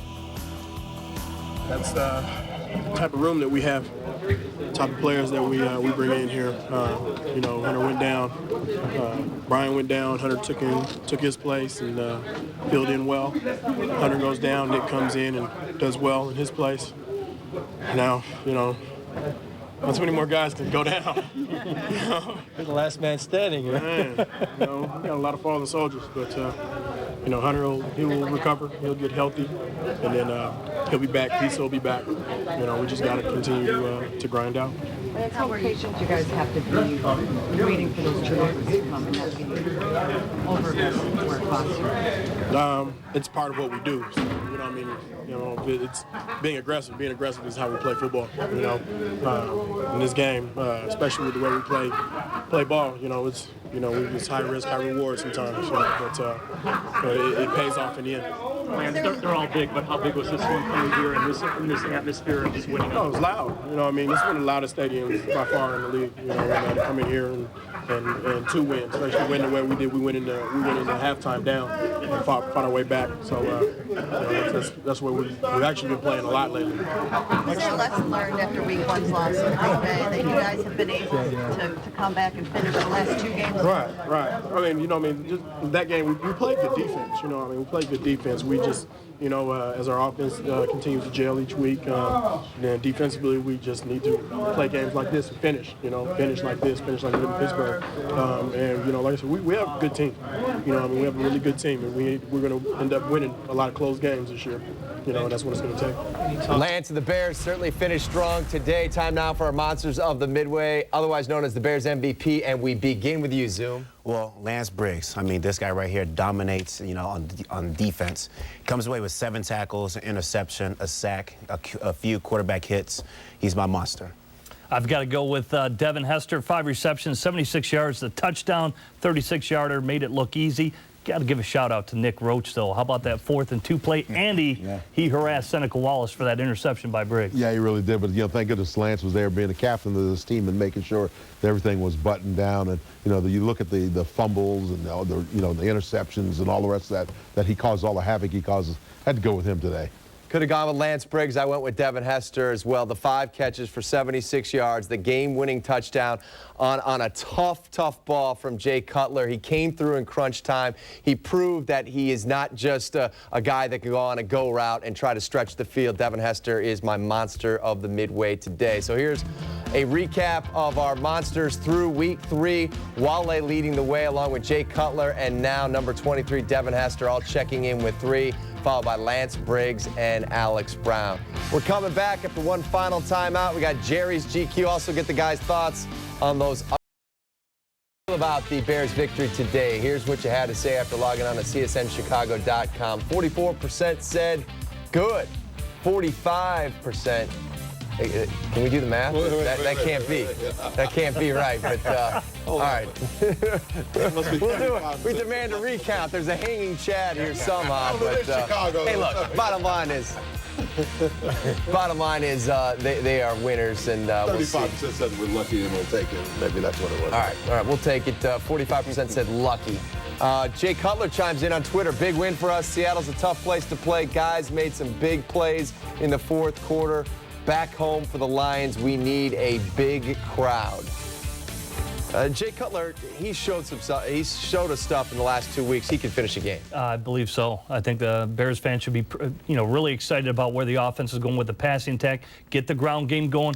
But again, just because the Lions are feeling good about themselves, beating the chest, don't take them for granted. They need to win this game and win it pretty convincingly. Time now for Jerry's GQ segment, where the Dapper One picks the best-dressed Bear. Jerry, first up, honorable mention. Honorable mention, I'm going to give it a Forte. He's looking clean. He's looking clean. He has the keep-all, the Gucci keep-all. I see you. I don't know what color shirt that is, but, I mean, it's cool. It's cool. Fine stitching, according to Kip Lewis. It amounts to a duffel bag. I can't really see the stitching, because I'm not up there. But that's not a man purse. That's a duffel bag. It's definitely not a man purse. It's a keep-all. But your winner is the one and only. If you look good, you feel good. If you feel good, you play good. If you play good, you get a whole lot of money. And Briggs is the man. Lance Briggs coming through. Right there. Lance Briggs is Jerry's GQ through week 3. Last week against the Steelers, nobody got it. Garrett Wolf checked in week 1. All right, everybody won today in the NFC North.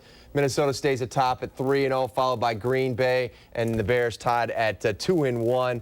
Your thoughts with this game against the Lions? Again, you better not take them for granted, as Jim said, because that kind of mentality can get you in trouble like you did in Seattle. Yeah, I don't think you'll have to tell the Bears this twice. Be ready for the Detroit Lions, because if you ask the guys on the Washington Redskins, I guarantee you they'll say to a man, well, maybe we didn't do everything we should have done preparing to come in here. Hey, look, nobody's that much better than anybody else in this league. Yeah, absolutely. I mean, you can't spot them 10 points because it's the NFL. Everybody's good, like Jig said, so do not spot them 10 points. Need to come out the gates rolling. Wasn't pretty, but we'll take it. 25-19 the final. Bears go to 2-1, can go to 3-1 as they head to the bye next week. That's going to do it for U.S. Cellular Bears Postgame Live. For Jerry Zuma, Jim Miller, Dan Jiggets, Kip Lewis, I'm Pat Boyle. We'll see you next Sunday. It's an early tilt as soon as the Bears and Lions go final. Have a great week, everybody.